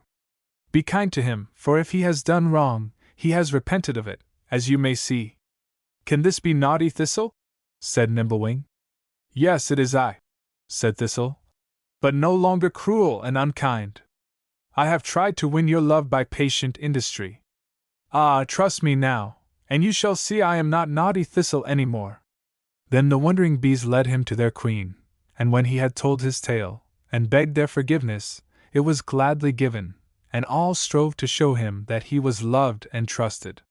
Then he asked if they could tell him where the air spirits dwelt, for he must not forget dear Lilybell, and to his great joy the queen said, "Yes," and bade Little Hum guide Thistle to Cloudland. Little Hum joyfully obeyed, and Thistle followed him, as he flew higher and higher among the soft clouds, till in the distance they saw a radiant light. "There is their home, and I must leave you now, dear Thistle," said the little bee, and bidding him farewell, he flew singing back, while Thistle, following the light, soon found himself in the air spirit's home. The sky was gold and purple like an autumn sunset, and long walls of brilliant clouds lay round him. A rosy light shone through the silver mist, on gleaming columns and the rainbow roof. Soft, fragrant winds went whispering by, and airy little forms were flitting to and fro. Long Thistle wondered at the beauty round him, and then he went among the shining spirits, told his tale, and asked a gift. But they answered like the earth's spirits. "You must serve us first, and then we will gladly give you a robe of sunlight like our own." And then they told him how they wafted flower seeds over the earth, to beautify and brighten lonely spots, how they watched above the blossoms by day, and scattered dews at night, brought sunlight into darkened places, and soft winds to refresh and cheer. "These are the things we do," said they, "and you must aid us for a time." And Thistle gladly went with the lovely spirits. By day he joined the sunlight and the breeze in their silent work. By night, with Starlight and her sister spirits, he flew over the moonlit earth, dropping cool dew upon the folded flowers, and bringing happy dreams to sleeping mortals. Many a kind deed was done, many a gentle word was spoken, and each day lighter grew his heart, and stronger his power of giving joy to others. At length Starlight bade him work no more, and gladly gave him the gift he had won. Then his second task was done, and he flew gaily back to the green earth and slumbering Lilybell. The silvery moonlight shone upon her, as he came to give his second gift, and the brownie spoke more kindly than before. "One more trial, Thistle, and she will awake. Go bravely forth and win your last and hardest gift." Then with a light heart Thistle journeyed away to the brooks and rivers, seeking the water spirits.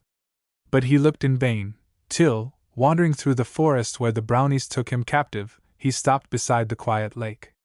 As he stood here he heard a sound of pain, and, looking in the tall grass at his side, he saw the dragonfly whose kindness he once repaid by pain and sorrow, and who now lay suffering and alone.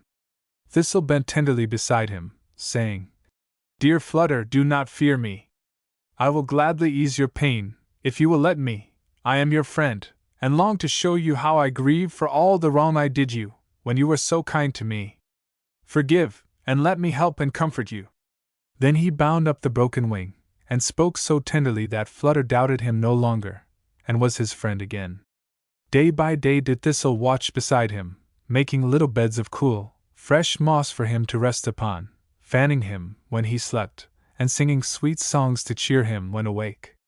And often when poor Flutter longed to be dancing once again over the blue waves, the fairy bore him in his arms to the lake, and on a broad leaf, with a green flag for a sail, they floated on the still water, while the dragonfly's companions flew about them, playing merry games. At length the broken wing was well, and Thistle said he must again seek the water spirits.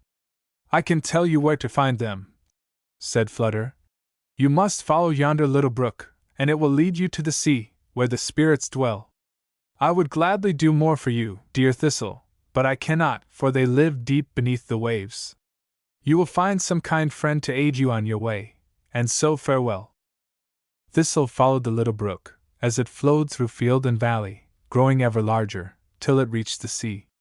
Here the wind blew freshly, and the great waves rolled and broke at Thistle's feet, as he stood upon the shore, watching the billows dancing and sparkling in the sun. "How shall I find the spirits in this great sea, with none to help or guide me? Yet it is my last task, and for Lilybell's sake I must not fear or falter now," said Thistle. So he flew hither and thither over the sea, looking through the waves. Soon he saw, far below, the branches of the coral tree.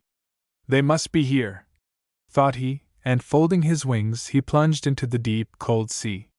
But he saw only fearful monsters and dark shapes that gathered round him, and trembling with fear, he struggled up again. The great waves tossed him to and fro, and cast him bruised and faint upon the shore. Here he lay weeping bitterly, till a voice beside him said, "Poor little elf, what has befallen you? These rough waves are not fit playmates for so delicate a thing as you. Tell me your sorrow, and I will comfort you." And Thistle, looking up, saw a white sea-bird at his side, who tried with friendly words to cheer him. So he told all his wanderings, and how he sought the sea spirits. "Surely, if bee and blossom do their part to help you, birds should aid you too," said the sea-bird. "I will call my friend, the Nautilus, and he will bear you safely to the coral palace where the spirits dwell." So, spreading his great wings, he flew away, and soon Thistle saw a little boat come dancing over the waves, and wait beside the shore for him. In he sprang. Nautilus raised his little sail to the wind, and the light boat glided swiftly over the blue sea. At last Thistle cried, "I see lovely arches far below, let me go, it is the spirits' home." "Nay, close your eyes, and trust to me. I will bear you safely down," said Nautilus. So Thistle closed his eyes, and listened to the murmur of the sea, as they sank slowly through the waves. The soft sound lulled him to sleep, and when he awoke the boat was gone, and he stood among the water spirits, in their strange and lovely home. Lofty arches of snow-white coral bent above him, and the walls of brightly tinted shells were wreathed with lovely sea flowers, and the sunlight shining on the waves cast silvery shadows on the ground, where sparkling stones glowed in the sand. A cool, fresh wind swept through the waving garlands of bright sea moss, and the distant murmur of dashing waves came softly on the air. Soon troops of graceful spirits flitted by, and when they found the wondering elf, they gathered round him, bringing pearl shells heaped with precious stones, and all the rare, strange gifts that lie beneath the sea. But Thistle wished for none of these, and when his tale was told, the kindly spirits pitied him, and little Pearl sighed, as she told him of the long and weary task he must perform, ere he could win a crown of snow-white pearls like those they wore. But Thistle had gained strength and courage in his wanderings, and did not falter now, when they led him to a place among the coral workers, and told him he must labor here, till the spreading branches reached the light and air, through the waves that danced above. With a patient hope that he might yet be worthy of Lilybell, the fairy left the lovely spirits and their pleasant home, to toil among the coral builders, where all was strange and dim. Long he worked, but still the waves rolled far above them, and his task was not yet done, and many bitter tears poor Thistle shed, and sadly he pined for air and sunlight, the voice of birds, and breath of flowers. Often, folded in the magic garments which the spirits gave him, that he might pass unharmed among the fearful creatures dwelling there, he rose to the surface of the sea, and gliding through the waves, gazed longingly upon the hills, now looking blue and dim so far away, or watched the flocks of summer birds, journeying to a warmer land, and they brought sad memories of green old forests, and sunny fields, to the lonely little fairy floating on the great, wild sea. Day after day went by, and slowly Thistle's task drew towards an end. Busily toiled the coral workers, but more busily toiled he. Insect and spirit daily wondered more and more at the industry and patience of the silent little elf, who had a friendly word for all, though he never joined them in their sport.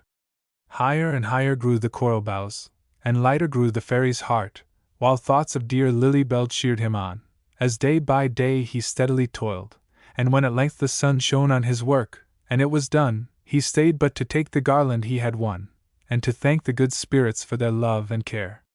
Then up through the cold, blue waves he swiftly glided, and, shaking the bright drops from his wings, soared singing up to the sunny sky. On through the fragrant air went Thistle, looking with glad face upon the fair, fresh earth below, where flowers looked smiling up, and green trees bowed their graceful heads as if to welcome him. Soon the forest where Lily Bell lay sleeping rose before him, and as he passed along the cool, dim wood paths, never had they seemed so fair. But when he came where his little friend had slept, it was no longer the dark, silent spot where he last saw her.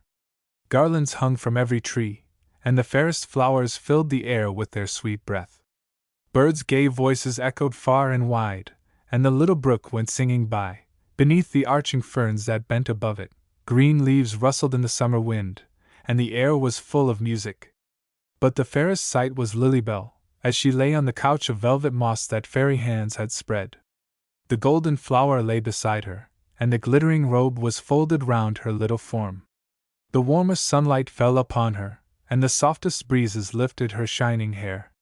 Happy tears fell fast, as Thistle folded his arms around her, crying, "O Lily Bell, dear Lily Bell, awake! I have been true to you, and now my task is done." Then, with a smile, Lily Bell awoke, and looked with wondering eyes upon the beauty that had risen round her.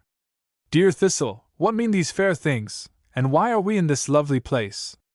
"Listen, Lily Bell," said the Brownie King, as he appeared beside her. And then he told all that Thistle had done to show his love for her, how he had wandered far and wide to seek the fairy gifts, and toiled long and hard to win them, how he had been loving, true, and tender, when most lonely and forsaken. Bird, bee, and blossom have forgiven him, and none is more loved and trusted now by all than the once cruel Thistle, said the king, as he bent down to the happy elf, who bowed low before him. You have learned the beauty of a gentle, kindly heart, dear Thistle, and you are now worthy to become the friend of her for whom you have done so much. Place the crown upon her head, for she is queen of all the forest fairies now. And as the crown shone on the head that Lily Bell bent down on Thistle's breast, the forest seemed alive with little forms, who sprang from flower and leaf, and gathered round her, bringing gifts for their new queen. If I am queen, then you are king, dear Thistle, said the fairy. Take the crown, and I will have a wreath of flowers. You have toiled and suffered for my sake, and you alone should rule over these little elves whose love you have won. Keep your crown, Lily Bell, for yonder come the spirits with their gifts to Thistle, said the brownie.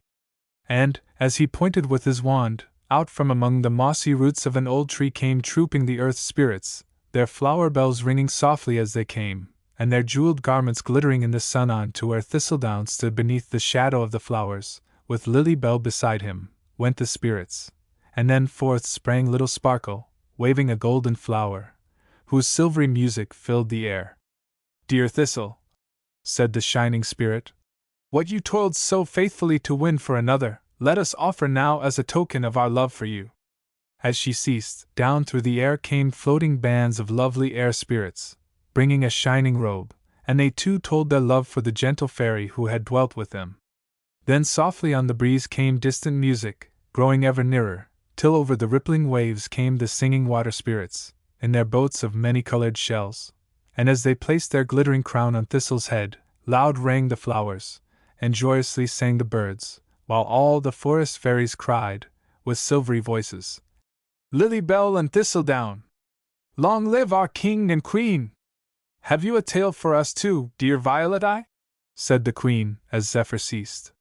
The little elf thus named looked from among the flower leaves where she sat, and with a smile replied, As I was weaving garlands in the field, I heard a primrose tell this tale to her friend Goldenrod. Little Bud. In a great forest, high up among the green boughs, lived Bird Brownbreast, and his bright-eyed little mate. They were now very happy.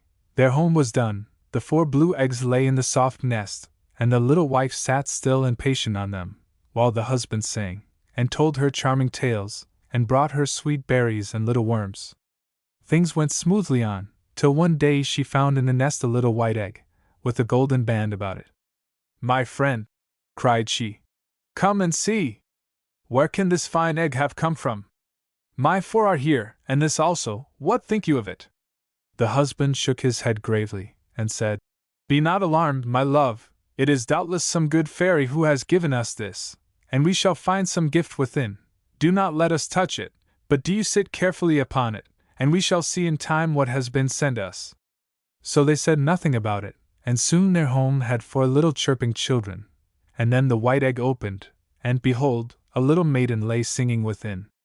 Then how amazed were they, and how they welcomed her, as she lay warm beneath the mother's wing, and how the young birds did love her. Great joy was in the forest, and proud were the parents of their family, and still more of the little one who had come to them, while all the neighbors flocked in, to see Dame Brownbreast's little child. And the tiny maiden talked to them, and sang so merrily, that they could have listened forever. Soon she was the joy of the whole forest, dancing from tree to tree, making every nest her home, and none were ever so welcome as little Bud, and so they lived right merrily in the green old forest. The father now had much to do to supply his family with food, and choice morsels did he bring little Bud. The wild fruits were her food, the fresh dew in the flower cups her drink, while the green leaves served her for little robes, and thus she found garments in the flowers of the field, and a happy home with Mother Brownbreast, and all in the wood, from the stately trees to the little mosses in the turf, were friends to the merry child.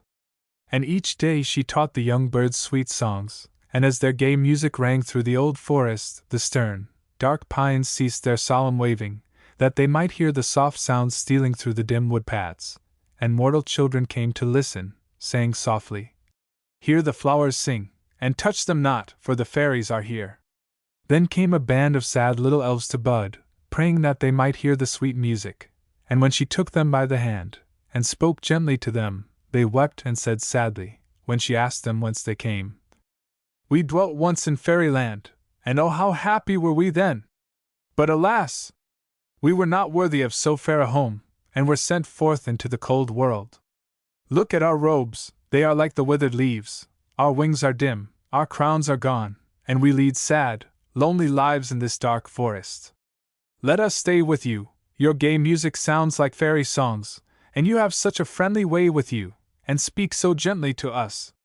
It is good to be near one so lovely and so kind, and you can tell us how we may again become fair and innocent. Say we may stay with you, kind little maiden. And Bud said, Yes. And they stayed. But her kind little heart was grieved that they wept so sadly, and all she could say could not make them happy, till at last she said, Do not weep, and I will go to Queen Dewdrop, and beseech her to let you come back.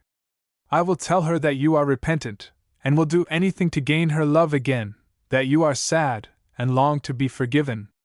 This will I say, and more, and trust she will grant my prayer. She will not say no to you, dear Bud, said the poor little fairies. She will love you as we do, and if we can but come again to our lost home, we cannot give you thanks enough. Go, Bud, and if there be power in fairy gifts, you shall be as happy as our heart's best love can make you. The tidings of Bud's departure flew through the forest, and all her friends came to say farewell, as with the morning sun she would go, and each brought some little gift, for the land of fairies was far away, and she must journey long. Nay, you shall not go on your feet, my child, said Mother Brownbreast. Your friend Goldenwing shall carry you. Call him hither, that I may seat you rightly, for if you should fall off my heart would break.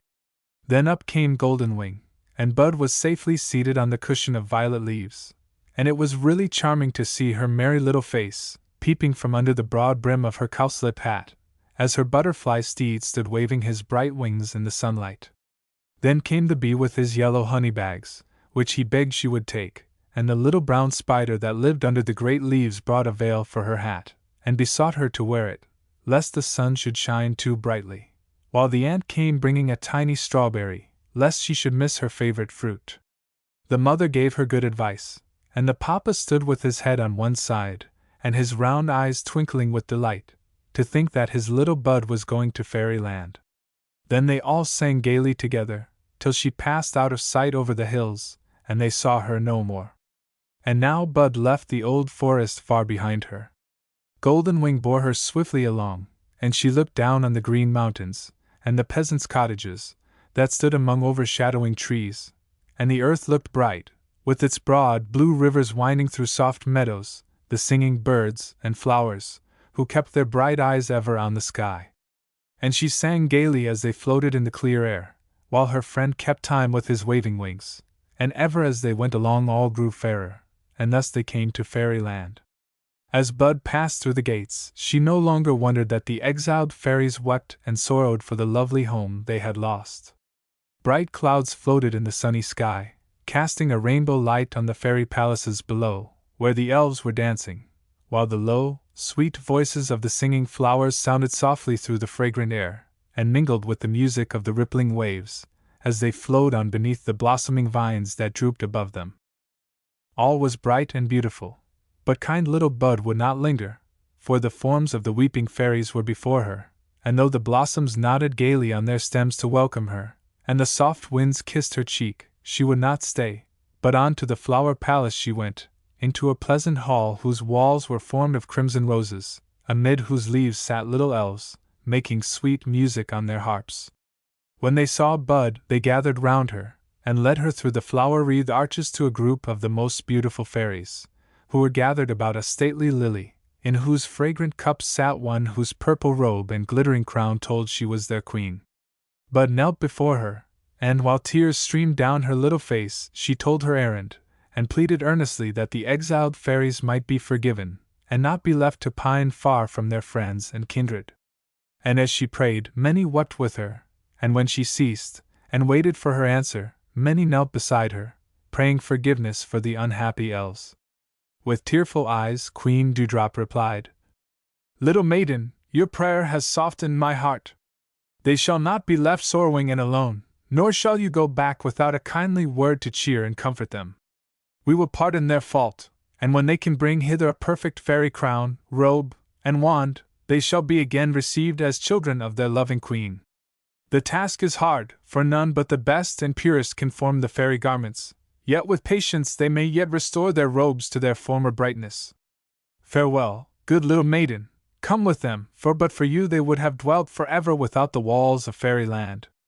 Good speed to you, and farewell," cried they all, as, with loving messages to their poor friends, they bore her to the gates. Day after day toiled little Bud, cheering the fairies, who, angry and disappointed, would not listen to her gentle words, but turned away and sat alone weeping. They grieved her kind heart with many cruel words, but patiently she bore with them, and when they told her they could never perform so hard a task, and must dwell forever in the dark forest, she answered gently that the snow-white lily must be planted, and watered with repentant tears, before the robe of innocence could be won, that the sun of love must shine in their hearts, before the light could return to their dim crowns, and deeds of kindness must be performed, ere the power would come again to their now useless wands. Then they planted the lilies, but they soon drooped and died, and no light came to their crowns. They did no gentle deeds, but cared only for themselves, and when they found their labor was in vain, they tried no longer, but sat weeping. Bud, with ceaseless toil and patient care, tended the lilies, which bloomed brightly, the crowns grew bright, and in her hands the wands had power over birds and blossoms, for she was striving to give happiness to others, forgetful of herself. And the idle fairies, with thankful words, took the garments from her, and then with Bud went forth to fairyland, and stood with beating hearts before the gates, where crowds of fairy friends came forth to welcome them. But when Queen Dewdrop touched them with her wand, as they passed in, the light faded from their crowns, their robes became like withered leaves, and their wands were powerless. Amid the tears of all the fairies, the queen led them to the gates, and said, "Farewell! It is not in my power to aid you. Innocence and love are not within your hearts, and were it not for this untiring little maiden, who has toiled while you have wept, you never would have entered your lost home. Go and strive again, for till all is once more fair and pure, I cannot call you mine. Farewell!" sang the weeping fairies, as the gates closed on their outcast friends, who, humbled and broken-hearted, gathered around Bud, and she, with cheering words, guided them back to the forest. Time passed on, and the fairies had done nothing to gain their lovely home again. They wept no longer, but watched little Bud, as she daily tended the flowers, restoring their strength and beauty, or with gentle words flew from nest to nest, teaching the little birds to live happily together, and wherever she went blessings fell, and loving hearts were filled with gratitude. Then, one by one, the elves secretly did some little work of kindness, and found a quiet joy come back to repay them. Flowers looked lovingly up as they passed, birds sang to cheer them when sad thoughts made them weep. And soon little Bud found out their gentle deeds, and her friendly words gave them new strength. So day after day they followed her, and like a band of guardian spirits they flew far and wide, carrying with them joy and peace. And not only birds and flowers blessed them, but human beings also, for with tender hands they guided little children from danger, and kept their young hearts free from evil thoughts. They whispered soothing words to the sick, and brought sweet odors and fair flowers to their lonely rooms. They sent lovely visions to the old and blind, to make their hearts young and bright with happy thoughts. But most tenderly did they watch over the poor and sorrowing, and many a poor mother blessed the unseen hands that laid food before her hungry little ones, and folded warm garments round their naked limbs. Many a poor man wondered at the fair flowers that sprang up in his little garden plot, cheering him with their bright forms, and making his dreary home fair with their loveliness, and looked at his once barren field, where now waved the golden corn, turning its broad leaves to the warm sun, and promising a store of golden ears to give him food, while the careworn face grew bright, and the troubled heart filled with gratitude towards the invisible spirits who had brought him such joy. Thus time passed on, and though the exiled fairies longed often for their home, still, knowing they did not deserve it, they toiled on, hoping one day to see the friends they had lost, while the joy of their own hearts made their life full of happiness. One day came little Bud to them, saying, "Listen, dear friends. I have a hard task to offer you. It is a great sacrifice for you light-loving fairies to dwell through the long winter in the dark, cold earth, watching over the flower roots, to keep them free from the little grubs and worms that seek to harm them. But in the sunny spring when they bloom again, their love and gratitude will give you happy homes among their bright leaves. It is a wearisome task, and I can give you no reward for all your tender care, but the blessings of the gentle flowers you will have saved from death. Gladly would I aid you, but my winged friends are preparing for their journey to warmer lands, and I must help them teach their little ones to fly, and see them safely on their way. Then, through the winter, must I seek the dwellings of the poor and suffering, comfort the sick and lonely, and give hope and courage to those who in their poverty are led astray. These things must I do, but when the flowers bloom again I will be with you, to welcome back our friends from over the sea." Then, with tears, the fairies answered, "Ah, good little Bud, you have taken the hardest task yourself, and who will repay you for all your deeds of tenderness and mercy in the great world? Should evil befall you, our hearts would break. We will labor trustingly in the earth, and thoughts of you shall cheer us on, for without you we had been worthless beings, and never known the joy that kindly actions bring. Yes, dear Bud, we will gladly toil among the roots, that the fair flowers may wear their gayest robes to welcome you." Then deep in the earth the fairies dwelt, and no frost or snow could harm the blossoms they tended. Every little seed was laid in the soft earth, watered, and watched. Tender roots were folded in withered leaves, that no chilling drops might reach them, and safely dreamed the flowers, till summer winds should call them forth, while lighter grew each fairy heart, as every gentle deed was tenderly performed. At length the snow was gone, and they heard little voices calling them to come up, but patiently they worked, till seed and root were green and strong.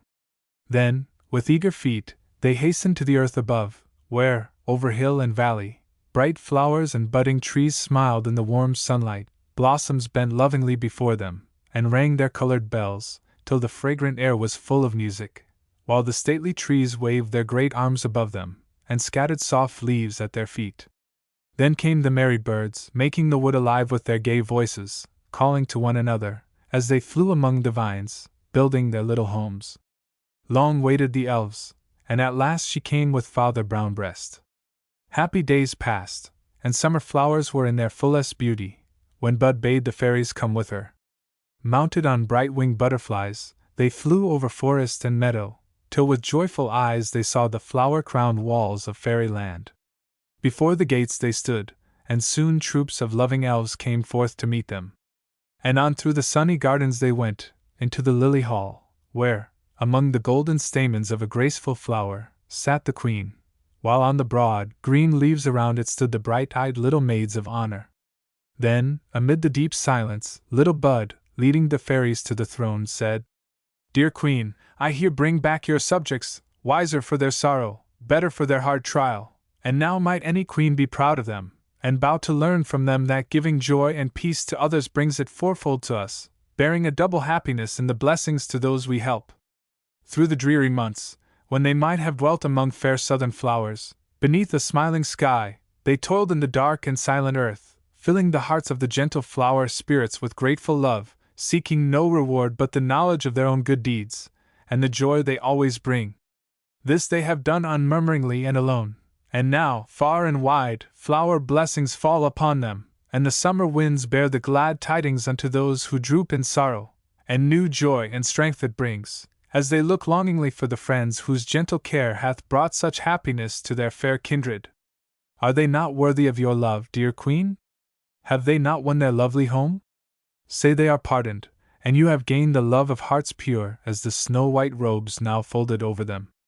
As Bud ceased, she touched the wondering fairies with her wand, and the dark, faded garments fell away, and beneath, the robes of lily leaves glittered pure and spotless in the sunlight. Then, while happy tears fell, Queen Dewdrop placed the bright crowns on the bowed heads of the kneeling fairies, and laid before them the wands their own good deeds had rendered powerful. They turned to thank little Bud for all her patient love, but she was gone, and high above, in the clear air, they saw the little form journeying back to the quiet forest. She needed no reward but the joy she had given. The fairy hearts were pure again, and her work was done. Yet all fairyland had learned a lesson from gentle little Bud. "Now, little Sunbeam, what have you to tell us?" said the Queen, looking down on a bright-eyed elf, who sat half-hidden in the deep moss at her feet. "I too, like Star Twinkle, have nothing but a song to offer," replied the fairy, and then, while the nightingale's sweet voice mingled with her own, she sang, "Clover Blossom," in a quiet, pleasant meadow, beneath a summer sky, where green old trees their branches waved, and winds went singing by, where a little brook went rippling, so musically low, and passing clouds cast shadows on the waving grass below, where low, sweet notes of brooding birds stole out on the fragrant air, and golden sunlight shone undimmed on all most fresh and fair. There bloomed a lovely sisterhood of happy little flowers, together in this pleasant home, through quiet summer hours. No rude hand came to gather them, no chilling winds to blight. Warm sunbeams smiled on them by day, and soft dews fell at night. So here, along the brookside, beneath the green old trees, the flowers dwelt among their friends, the sunbeams and the breeze. One morning, as the flowers awoke, fragrant and fresh and fair, a little worm came creeping by, and begged a shelter there. "Ah, pity and love me," sighed the worm. "I am lonely, poor, and weak. A little spot for a resting place. Dear flowers is all I seek. I am not fair, and have dwelt unloved by butterfly, bird, and bee. They little knew that in this dark form lay the beauty they yet may see. Then let me lie in the deep green moss, and weave my little tomb, and sleep my long, unbroken sleep, till spring's first flowers come. Then will I come in a fairer dress, and your gentle care repay, by the grateful love of the humble worm. Kind flowers, oh let me stay!" But the wild rose showed her little thorns, while her soft face glowed with pride. The violet hid beneath the drooping ferns, and the daisy turned aside.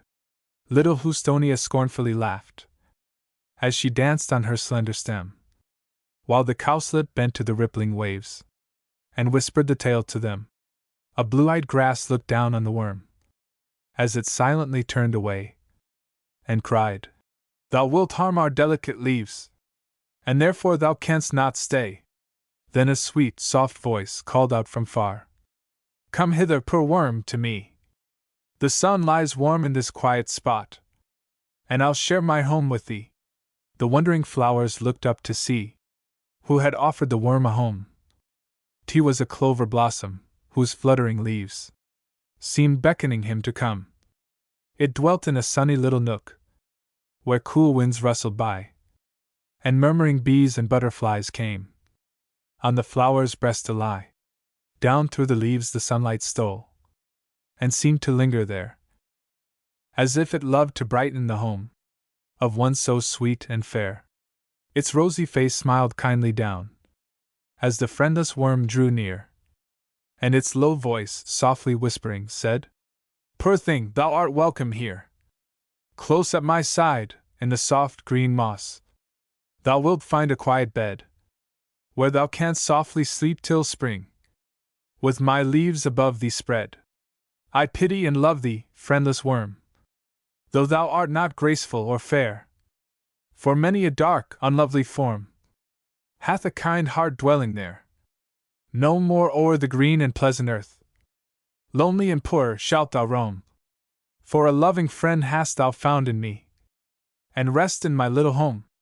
Then, deep in its quiet mossy bed, sheltered from sun and shower, the grateful worm spun its winter tomb in the shadow of the flower, and clover guarded well its rest, till autumn's leaves were sere, till all her sister flowers were gone, and her winter sleep drew near. Then her withered leaves were softly spread o'er the sleeping worm below, ere the faithful little flower lay beneath the winter snow. Spring came again, and the flowers rose from their quiet winter graves, and gaily danced on their slender stems, and sang with the rippling waves.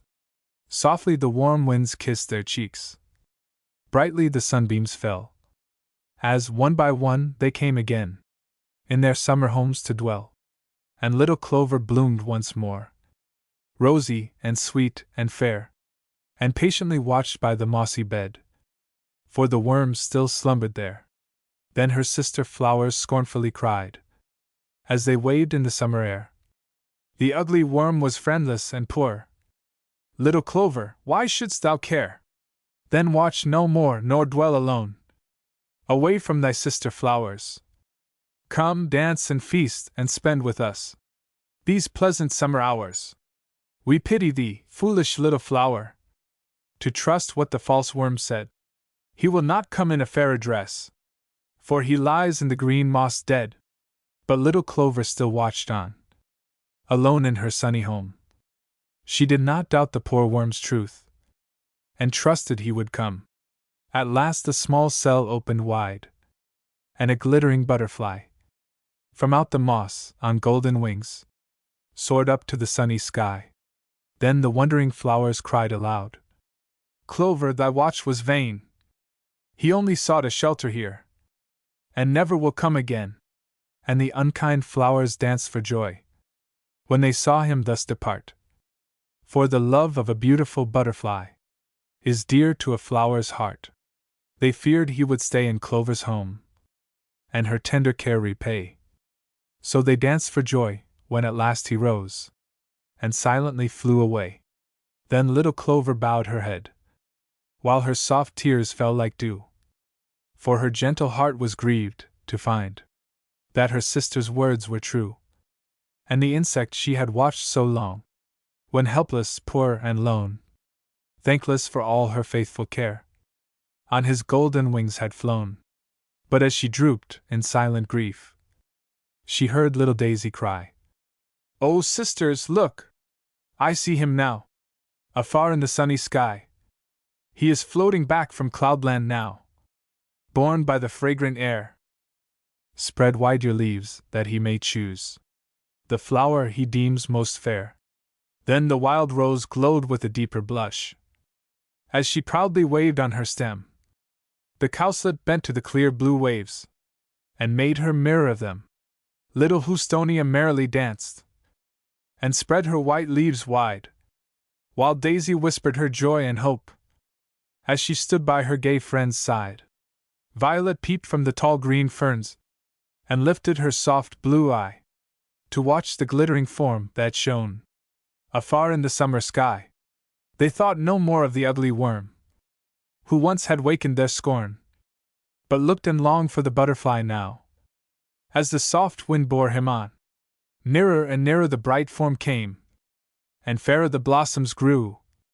Each welcomed him in her sweetest tones, each offered her honey and dew.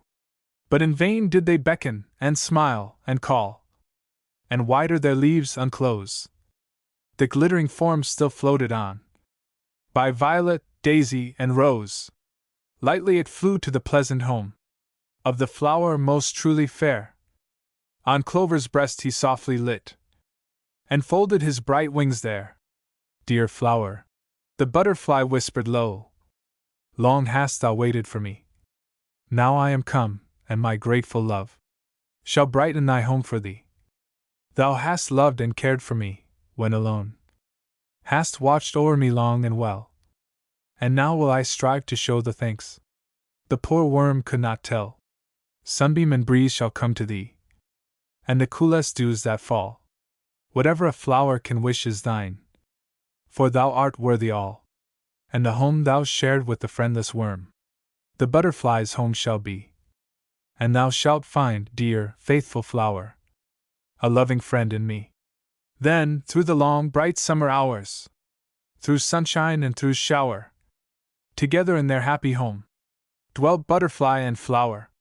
Ah, that is very lovely, cried the elves, gathering round little Sunbeam as she ceased, to place a garland in her hair and praise her song. Now, said the queen, call hither moonlight and summer wind, for they have seen many pleasant things in their long wanderings, and will gladly tell us them. Most joyfully will we do our best, dear queen, said the elves as they folded their wings beside her. Now, summer wind, said moonlight, till your turn comes, do you sit here and fan me while I tell this tale of Little Annie's Dream, or the Fairy Flower. In a large and pleasant garden sat little Annie all alone, and she seemed very sad, for drops that were not dew fell fast upon the flowers beside her, who looked wonderingly up, and bent still nearer, as if they longed to cheer and comfort her. The warm wind lifted up her shining hair and softly kissed her cheek, while the sunbeams, looking most kindly in her face, made little rainbows in her tears, and lingered lovingly about her. But Annie paid no heed to sun, or wind, or flower, still the bright tears fell, and she forgot all but her sorrow. Little Annie, tell me why you weep, said a low voice in her ear, and looking up, the child beheld a little figure standing on a vine leaf at her side. A lovely face smiled on her, from amid bright locks of hair, and shining wings were folded on a white and glittering robe, that fluttered in the wind. Who are you, lovely little thing? Cried Annie, smiling through her tears. I am a fairy, little child, and am come to help and comfort you. Now tell me why you weep, and let me be your friend, replied the spirit, as she smiled more kindly still on Annie's wondering face. And are you really, then, a little elf, such as I read of in my fairy books? Do you ride on butterflies, sleep in flower cups, and live among the clouds? Yes, all these things I do, and many strangers still, that all your fairy books can never tell. But now, dear Annie, said the fairy, bending nearer, tell me why I found no sunshine on your face. Why are these great drops shining on the flowers? And why do you sit alone when bird and bee are calling you to play? Ah, you will not love me any more if I should tell you all, said Annie, while the tears began to fall again. I am not happy, for I am not good. How shall I learn to be a patient, gentle child? Good little fairy, will you teach me how? Gladly will I aid you, Annie, and if you truly wish to be a happy child, you first must learn to conquer many passions that you cherish now, and make your heart a home for gentle feelings and happy thoughts. The task is hard, but I will give this fairy flower to help and counsel you. Bend hither, that I may place it in your breast. No hand can take it hence, till I unsay the spell that holds it there. As thus she spoke, the elf took from her bosom a graceful flower, whose snow-white leaves shone with a strange, soft light. This is a fairy flower, said the elf, invisible to every eye save yours. Now listen while I tell its power, Annie. When your heart is filled with loving thoughts, when some kindly deed has been done, some duty well performed, then from the flower there will arise the sweetest, softest fragrance, to reward and gladden you. But when an unkind word is on your lips, when a selfish, angry feeling rises in your heart, or an unkind, cruel deed is to be done, then will you hear the soft, low chime of the flower bell, listen to its warning, let the word remain unspoken, the deed undone, and in the quiet joy of your own heart, and the magic perfume of your bosom flower, you will find a sweet reward. O kind and generous fairy, how can I ever thank you for this lovely gift? Cried Annie. I will be true, and listen to my little bell whenever it may ring. But shall I never see you more? Ah! If you would only stay with me, I should indeed be good. I cannot stay now, little Annie, said the elf. But when another spring comes round, I shall be here again, to see how well the fairy gift has done its work. And now farewell, dear child, be faithful to yourself, and the magic flower will never fade. Then the gentle fairy folded her little arms around Annie's neck, laid a soft kiss on her cheek, and spreading wide her shining wings, flew singing up among the white clouds floating in the sky. And little Annie sat among her flowers, and watched with wondering joy the fairy blossom shining on her breast. The pleasant days of spring and summer passed away, and in little Annie's garden autumn flowers were blooming everywhere, with each day's sun and dew growing still more beautiful and bright. But the fairy flower, that should have been the loveliest of all, hung pale and drooping on little Annie's bosom. Its fragrance seemed quite gone, and the clear, low music of its warning chime rang often in her ear. When first the fairy placed it there, she had been pleased with her new gift, and for a while obeyed the fairy bell, and often tried to win some fragrance from the flower, by kind and pleasant words and actions. Then, as the fairy said, she found a sweet reward in the strange, soft perfume of the magic blossom, as it shone upon her breast.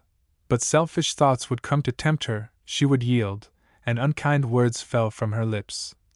And then the flower drooped pale and scentless, the fairy bell rang mournfully, Annie would forget her better resolutions, and be again a selfish, wilful little child. At last she tried no longer, but grew angry with the faithful flower, and would have torn it from her breast. But the fairy spell still held it fast, and all her angry words but made it ring a louder, sadder peal. Then she paid no heed to the silvery music sounding in her ear, and each day grew still more unhappy, discontented, and unkind. So, when the autumn days came round, she was no better for the gentle fairy's gift, and longed for spring, that it might be returned, for now the constant echo of the mournful music made her very sad. One sunny morning, when the fresh, cool winds were blowing, and not a cloud was in the sky, little Annie walked among her flowers, looking carefully into each, hoping thus to find the fairy, who alone could take the magic blossom from her breast. But she lifted up their drooping leaves, peeped into their dewy cups in vain.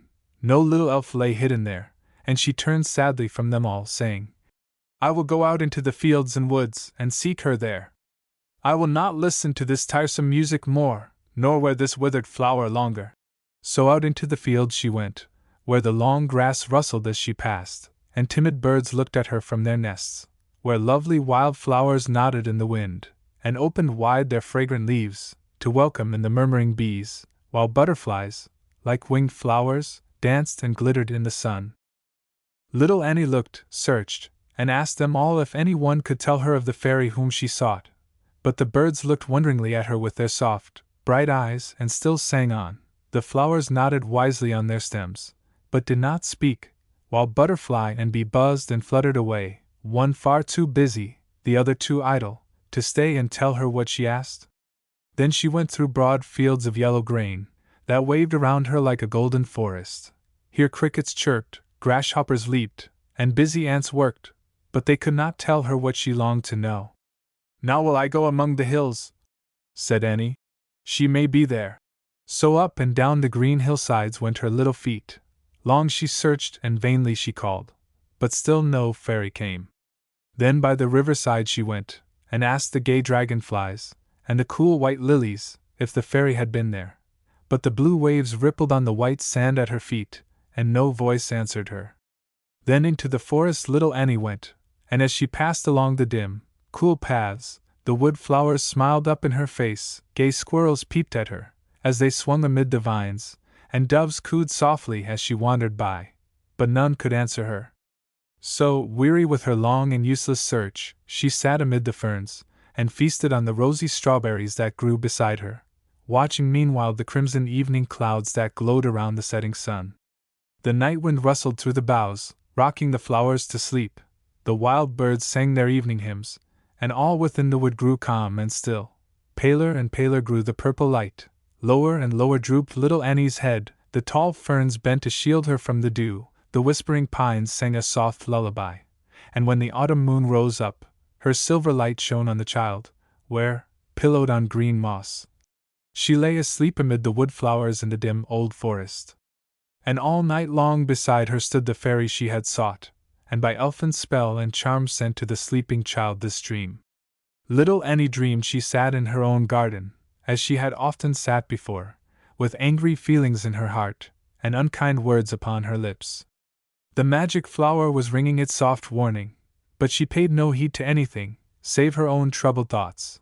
Thus she sat, when suddenly a low voice whispered in her ear, "Little Annie, look and see the evil things that you are cherishing. I will clothe in fitting shapes the thoughts and feelings that now dwell within your heart, and you shall see how great their power becomes, unless you banish them forever." Then Annie saw, with fear and wonder, that the angry words she uttered changed to dark, unlovely forms, each showing plainly from what fault or passion it had sprung. Some of the shapes had scowling faces and bright, fiery eyes. These were the spirits of anger.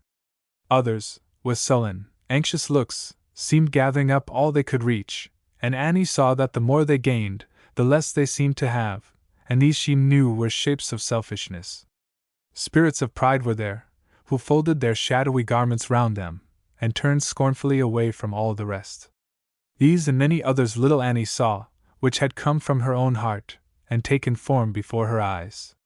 When first she saw them, they were small and weak, but as she looked they seemed to grow and gather strength, and each gained a strange power over her. She could not drive them from her sight, and they grew ever stronger, darker, and more unlovely to her eyes.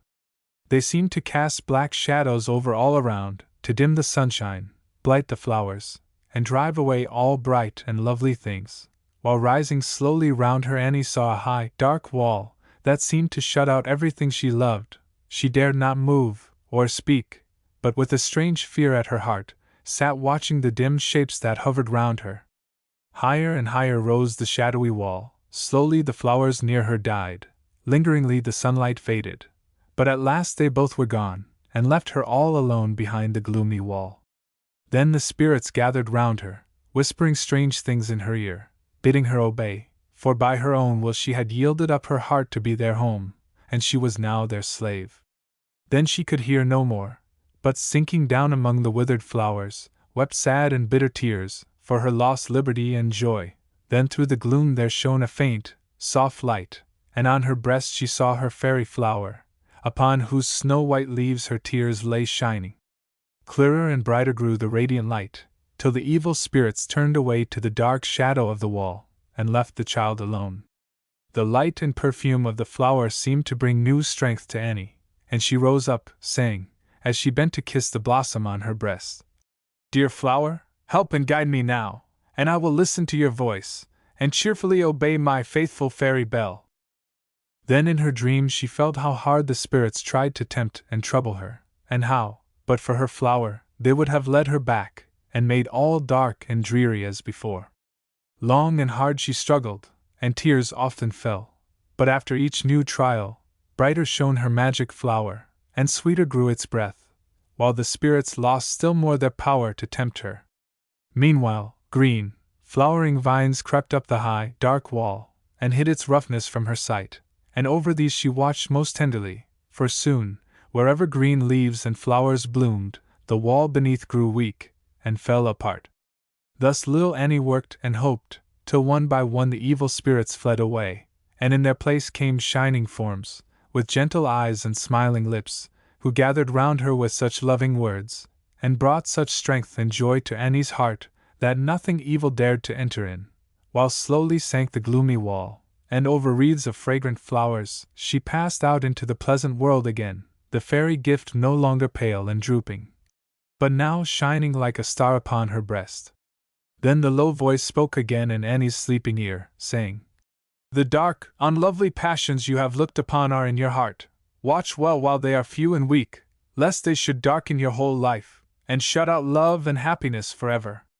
Remember well the lesson of the dream, dear child, and let the shining spirits make your heart their home."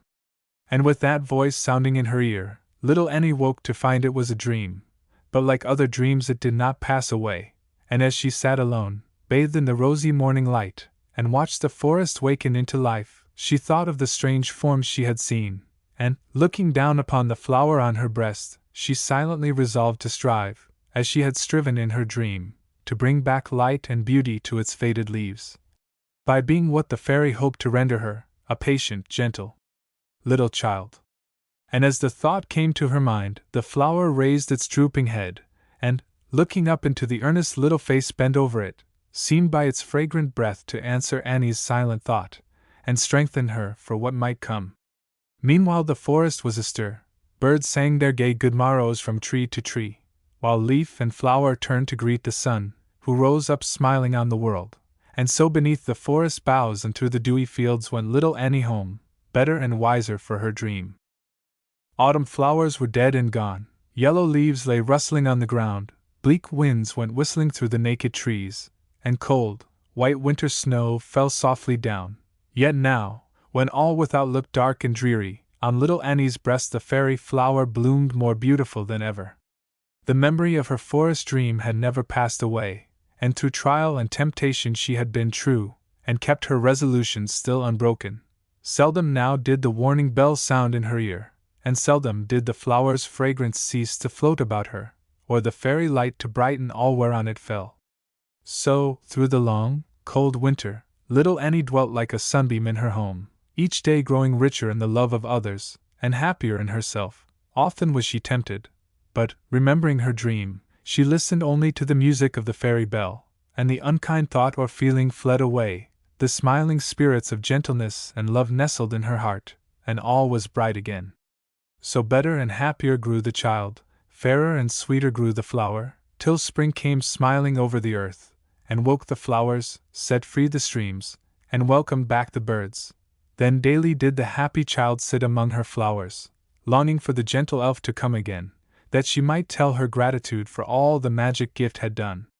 At length, one day, as she sat singing in the sunny nook where all her fairest flowers bloomed, weary with gazing at the far-off sky for the little form she hoped would come, she bent to look with joyful love upon her bosom flower, and as she looked, its folded leaves spread wide apart, and rising slowly from the deep white cup, appeared the smiling face of the lovely elf whose coming she had waited for so long. "Dear Annie, look for me no longer. I am here on your own breast, for you have learned to love my gift, and it has done its work most faithfully and well," the fairy said, as she looked into the happy child's bright face, and laid her little arms most tenderly about her neck. "And now have I brought another gift from fairyland, as a fit reward for you, dear child," she said, when Annie had told all her gratitude and love. Then, touching the child with her shining wand, the fairy bid her look and listen silently. And suddenly the world seemed changed to Annie, for the air was filled with strange, sweet sounds, and all around her floated lovely forms. In every flower sat little smiling elves, singing gaily as they rocked amid the leaves. On every breeze bright, airy spirits came floating by. Some fanned her cheek with their cool breath, and waved her long hair to and fro, while others rang the flower bells, and made a pleasant rustling among the leaves. In the fountain, where the water danced and sparkled in the sun, astride of every drop she saw merry little spirits, who plashed and floated in the clear, cool waves, and sang as gaily as the flowers, on whom they scattered glittering dew. The tall trees, as their branches rustled in the wind, sang a low, dreamy song, while the waving grass was filled with little voices she had never heard before. Butterflies whispered lovely tales in her ear, and birds sang cheerful songs in a sweet language she had never understood before. Earth and air seemed filled with beauty and with music she had never dreamed of until now. "Oh, tell me what it means, dear fairy! Is it another and a lovelier dream, or is the earth in truth so beautiful as this?" she cried, looking with wondering joy upon the elf, who lay upon the flower in her breast. Yes, it is true, dear child, replied the fairy. And few are the mortals to whom we give this lovely gift. What to you is now so full of music and of light, to others is but a pleasant summer world. They never know the language of butterfly or bird or flower, and they are blind to all that I have given you the power to see. These fair things are your friends and playmates now, and they will teach you many pleasant lessons, and give you many happy hours, while the garden where you once sat, weeping sad and bitter tears, is now brightened by your own happiness, filled with loving friends by your own kindly thoughts and feelings, and thus rendered a pleasant summer home for the gentle, happy child, whose bosom flower will never fade. And now, dear Annie, I must go, but every springtime, with the earliest flowers, will I come again to visit you, and bring some fairy gift. Guard well the magic flower, that I may find all fair and bright when next I come.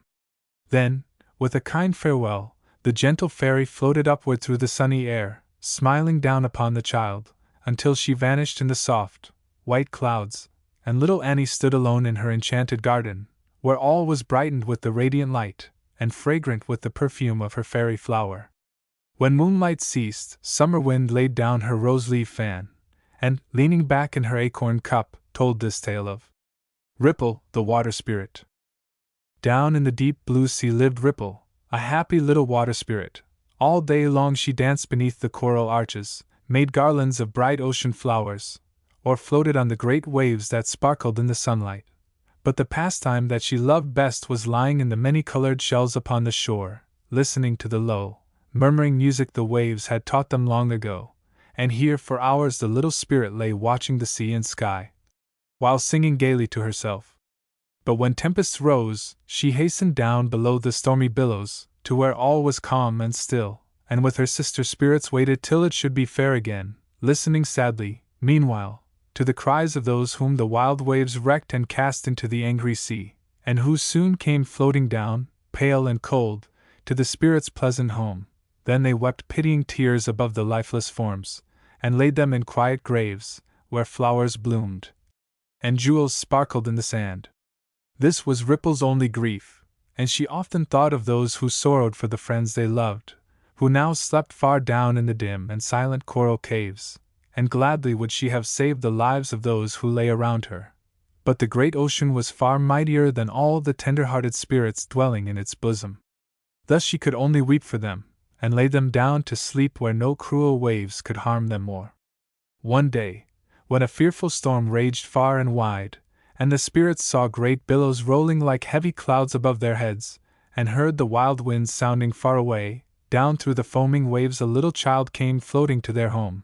Its eyes were closed as if in sleep, the long hair fell like seaweed round its pale, cold face, and the little hands still clasped the shells they had been gathering on the beach, when the great waves swept it into the troubled sea.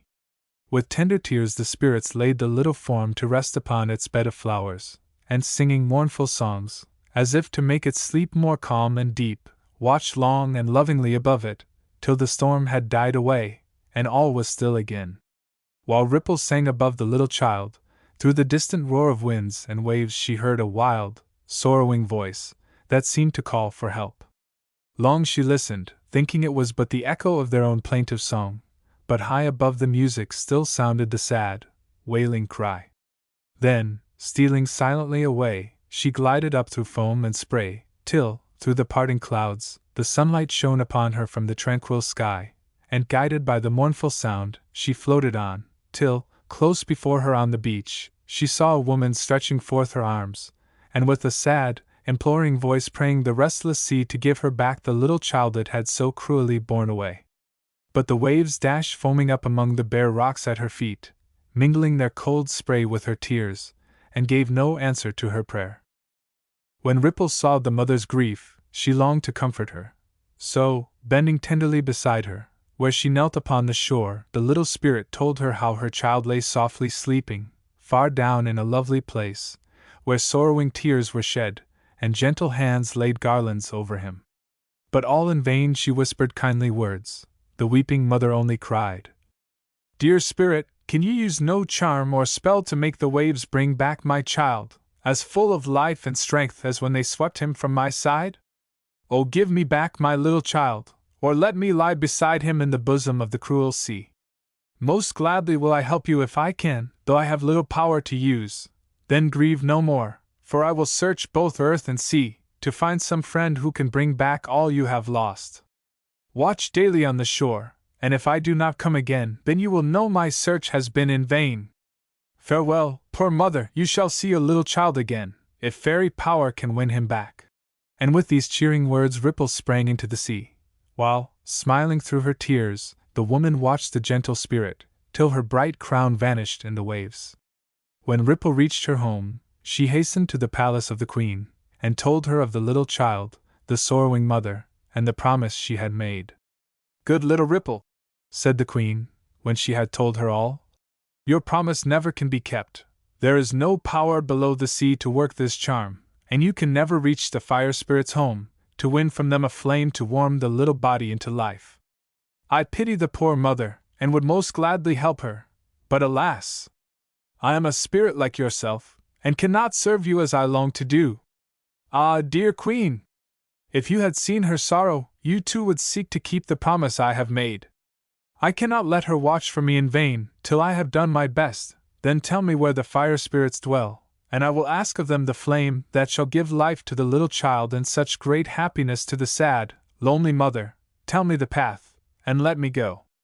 It is far, far away, high up above the sun, where no spirit ever dared to venture yet," replied the queen. "I cannot show the path, for it is through the air. Dear Ripple, do not go, for you can never reach that distant place. Some harm most surely will befall, and then how shall we live, without our dearest, gentlest spirit? Stay here with us in your own pleasant home, and think no more of this, for I can never let you go." But Ripple would not break the promise she had made, and besought so earnestly, and with such pleading words, that the queen at last with sorrow gave consent, and Ripple joyfully prepared to go.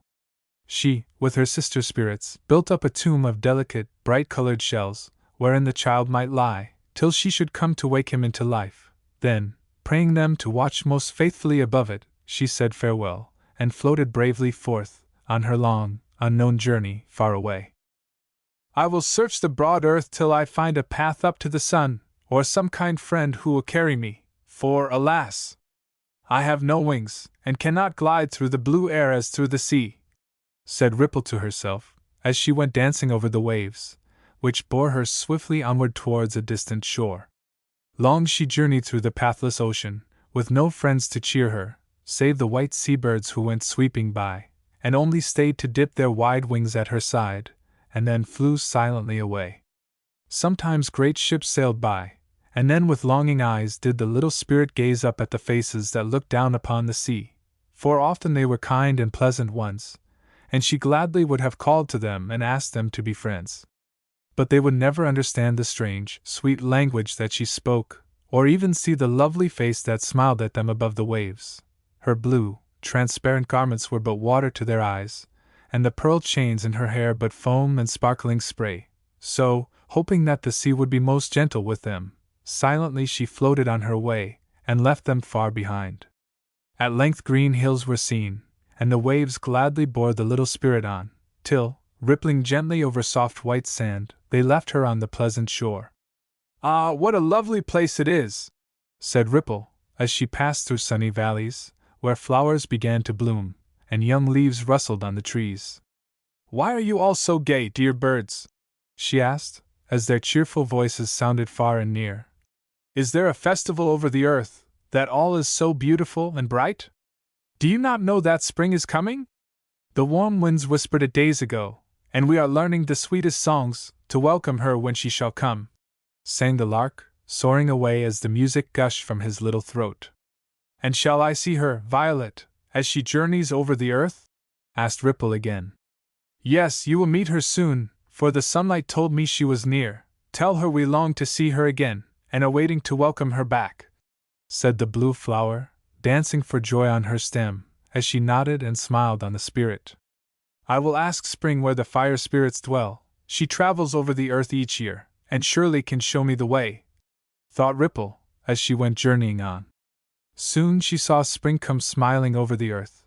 Sunbeams and breezes floated before, and then, with her white garments covered with flowers, with wreaths in her hair, and dewdrops and seeds falling fast from her hands. The beautiful season came singing by. Dear Spring, will you listen, and help a poor little spirit, who seeks far and wide for the fire spirit's home? Cried Ripple, and then told why she was there, and begged her to tell what she sought. The fire spirit's home is far, far away, and I cannot guide you there. But summer is coming behind me, said Spring, and she may know better than I, but I will give you a breeze to help you on your way. It will never tire nor fail, but bear you easily over land and sea. Farewell, little spirit! I would gladly do more, but voices are calling me far and wide, and I cannot stay. Many thanks, kind Spring! Cried Ripple, as she floated away on the breeze. Give a kindly word to the mother who waits on the shore, and tell her I have not forgotten my vow, but hope soon to see her again. Then Spring flew on with her sunshine and flowers, and Ripple went swiftly over hill and vale, till she came to the land where summer was dwelling.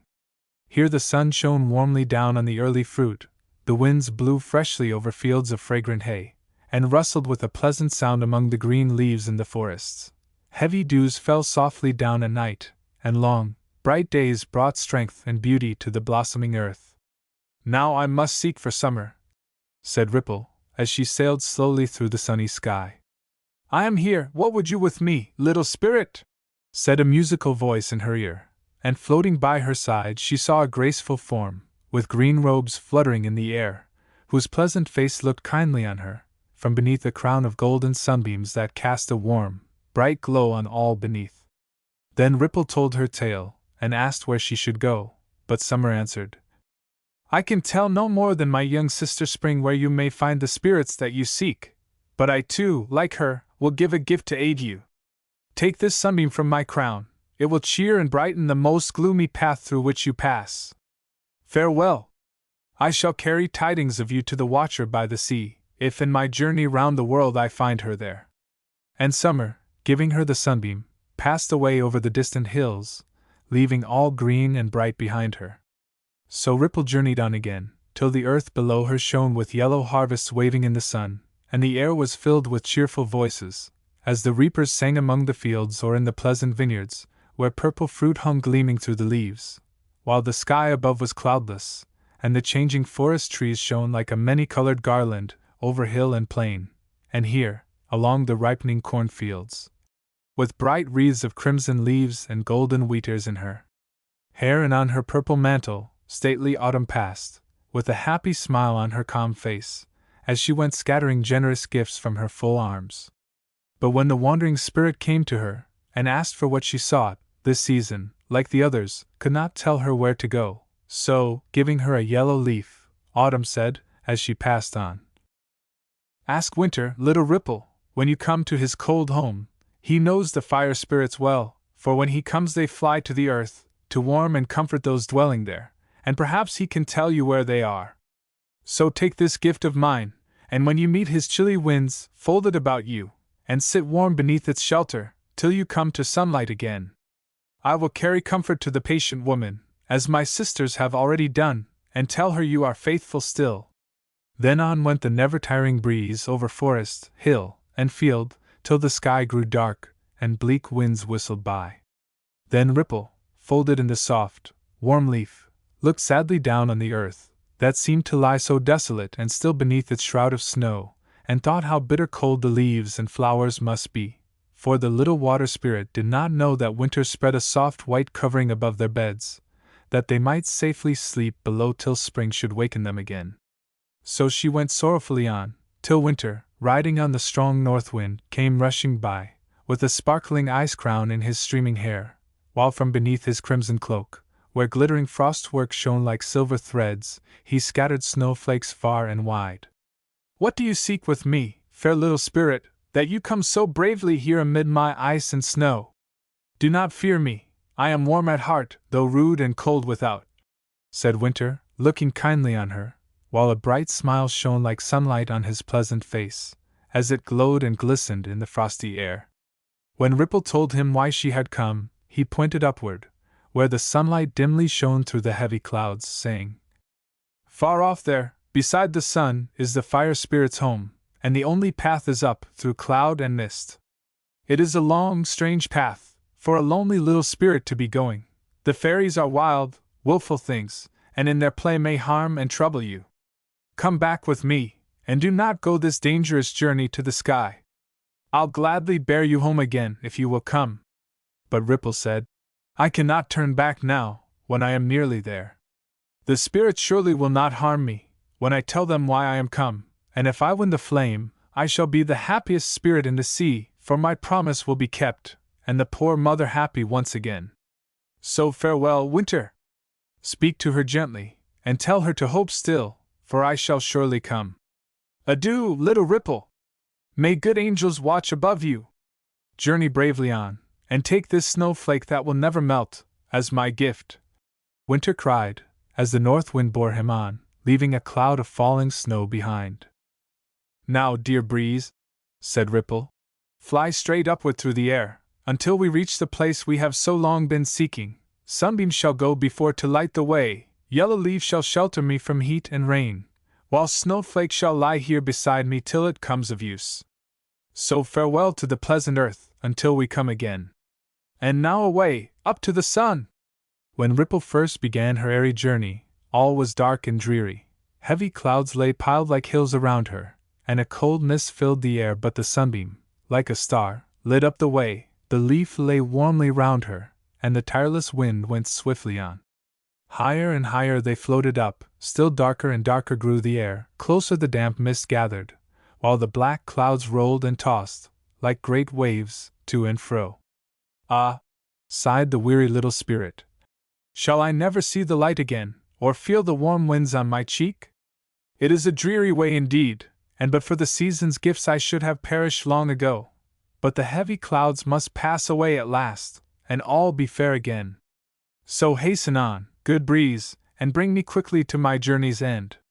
Soon the cold vapors vanished from her path, and sunshine shone upon her pleasantly. So she went gaily on, till she came up among the stars, where many new, strange sights were to be seen. With wondering eyes she looked upon the bright worlds that once seemed dim and distant, when she gazed upon them from the sea. But now they moved around her, some shining with a softly radiant light, some circled with bright, many-colored rings, while others burned with a red, angry glare. Ripple would have gladly stayed to watch them longer, for she fancied low, sweet voices called her, and lovely faces seemed to look upon her as she passed. But higher up still, nearer to the sun, she saw a far-off light, that glittered like a brilliant crimson star, and seemed to cast a rosy glow along the sky.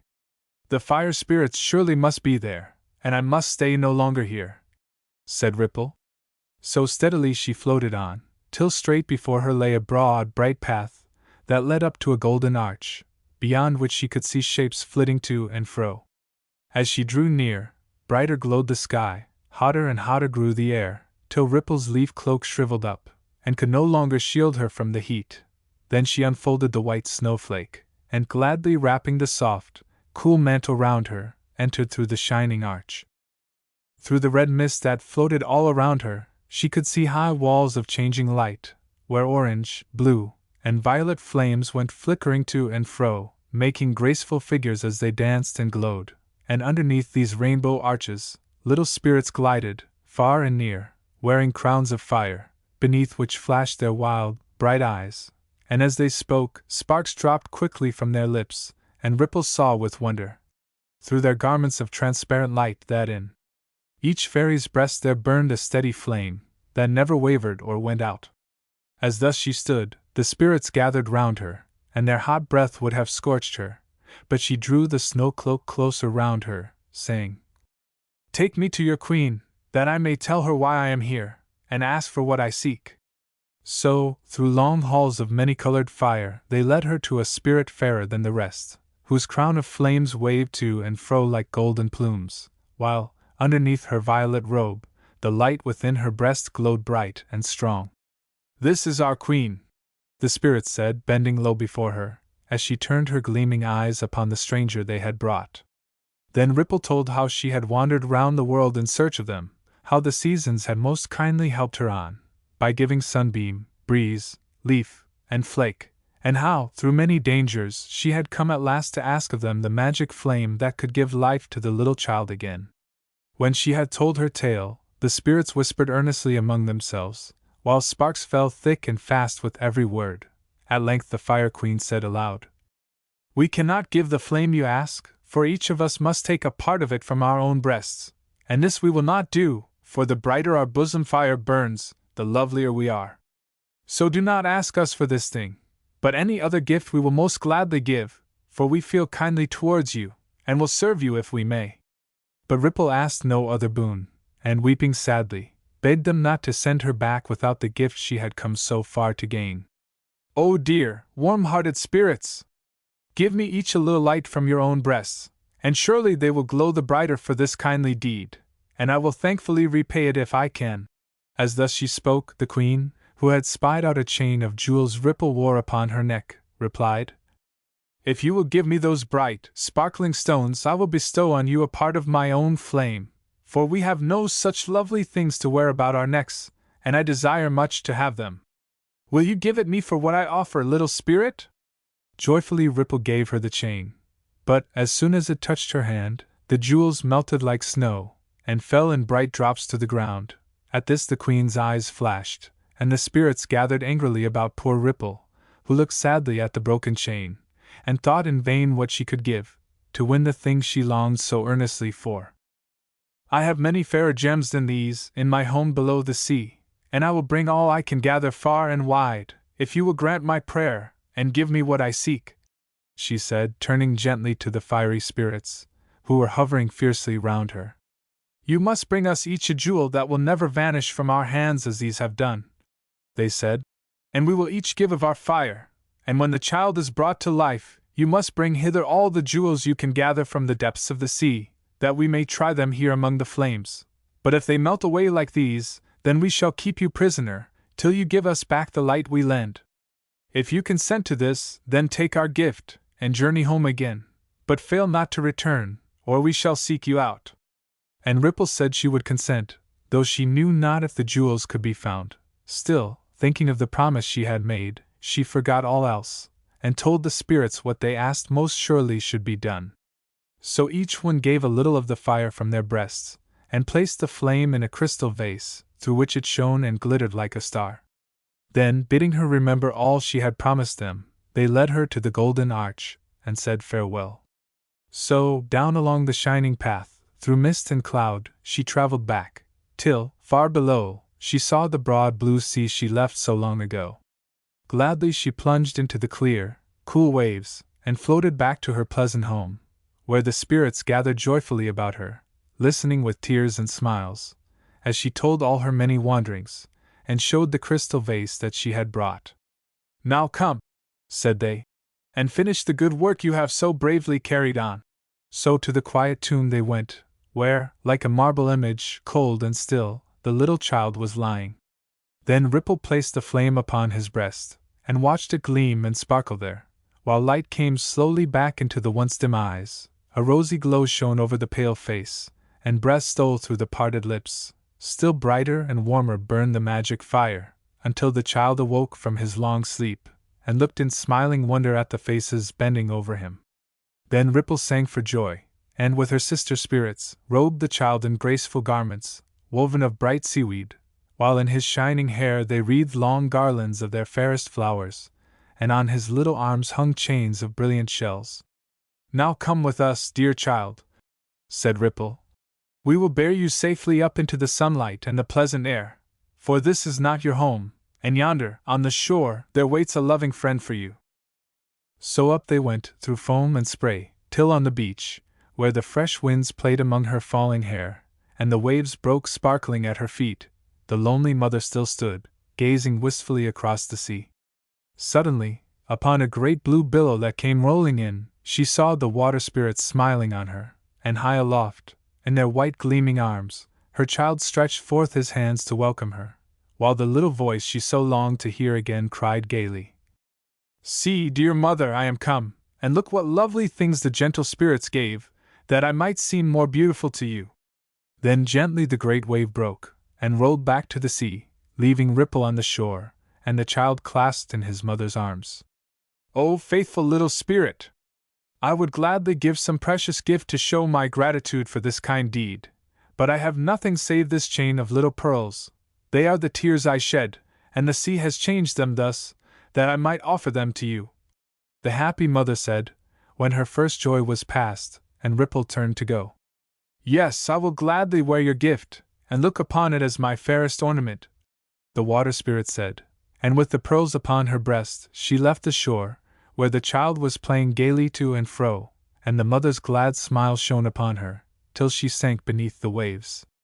And now another task was to be done.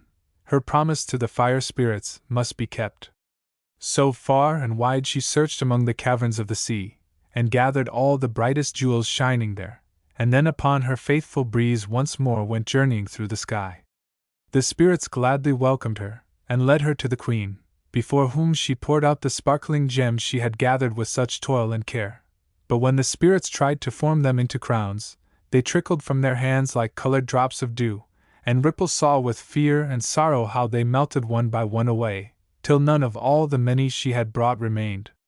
Then the fire spirits looked upon her angrily, and when she begged them to be merciful, and let her try once more, saying, "Do not keep me prisoner here. I cannot breathe the flames that give you life, and but for this snow mantle I too should melt away, and vanish like the jewels in your hands. Oh, dear spirits, give me some other task, but let me go from this warm place, where all is strange and fearful to a spirit of the sea." They would not listen, and drew nearer, saying, while bright sparks showered from their lips, "We will not let you go, for you have promised to be ours if the gems you brought proved worthless. So fling away this cold white cloak, and bathe with us in the fire fountains, and help us bring back to our bosom flames the light we gave you for the child." Then Ripple sank down on the burning floor, and felt that her life was nearly done, for she well knew the hot air of the fire palace would be death to her. The spirits gathered round, and began to lift her mantle off, but underneath they saw the pearl chain, shining with a clear, soft light, that only glowed more brightly when they laid their hands upon it. "Oh, give us this!" cried they. "It is far lovelier than all the rest, and does not melt away like them, and see how brilliantly it glitters in our hands. If we may but have this, all will be well, and you are once more free." And Ripple, safe again beneath her snowflake, gladly gave the chain to them, and told them how the pearls they now placed proudly on their breasts were formed of tears, which but for them might still be flowing. Then the spirits smiled most kindly on her, and would have put their arms about her, and have kissed her cheek, but she drew back, telling them that every touch of theirs was like a wound to her. "Then, if we may not tell our pleasure so, we will show it in a different way, and give you a pleasant journey home. Come out with us," the spirits said, "and see the bright path we have made for you." So they led her to the lofty gate, and here, from sky to earth, a lovely rainbow arched its radiant colors in the sun. "This is indeed a pleasant road," said Ripple. "Thank you, friendly spirits, for your care, and now farewell. I would gladly stay yet longer, but we cannot dwell together, and I am longing sadly for my own cool home. Now, Sunbeam, Breeze, Leaf, and Flake, fly back to the seasons whence you came, and tell them that, thanks to their kind gifts, Ripple's work at last is done." Then down along the shining pathway spread before her, the happy little spirit glided to the sea. "Thanks, dear Summer Wind," said the Queen. "We will remember the lessons you have each taught us, and when next we meet in Ferndale, you shall tell us more. And now, dear Trip, call them from the lake, for the moon is sinking fast, and we must hasten home." The elves gathered about their queen, and while the rustling leaves were still, and the flowers' sweet voices mingled with their own, they sang this fairy song. The moonlight fades from flower and tree, and the stars dim one by one. The tale is told, the song is sung, and the fairy feast is done. The night wind rocks the sleeping flowers, and sings to them, soft and low. The early birds ere long will wake. 'Tis time for the elves to go.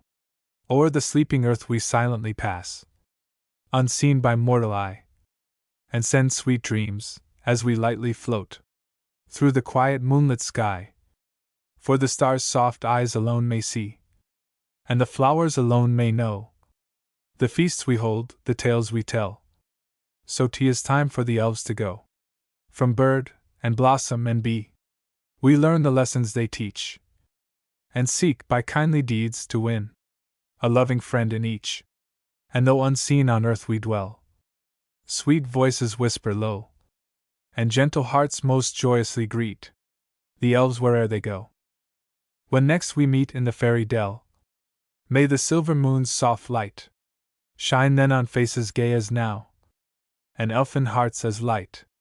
Now spread each wing, for the eastern sky with sunlight soon will glow. The morning star shall light us home. Farewell, for the elves must go. As the music ceased, with a soft, rustling sound the elves spread their shining wings, and flew silently over the sleeping earth. The flowers closed their bright eyes, the little winds were still, for the feast was over, and the fairy lessons ended.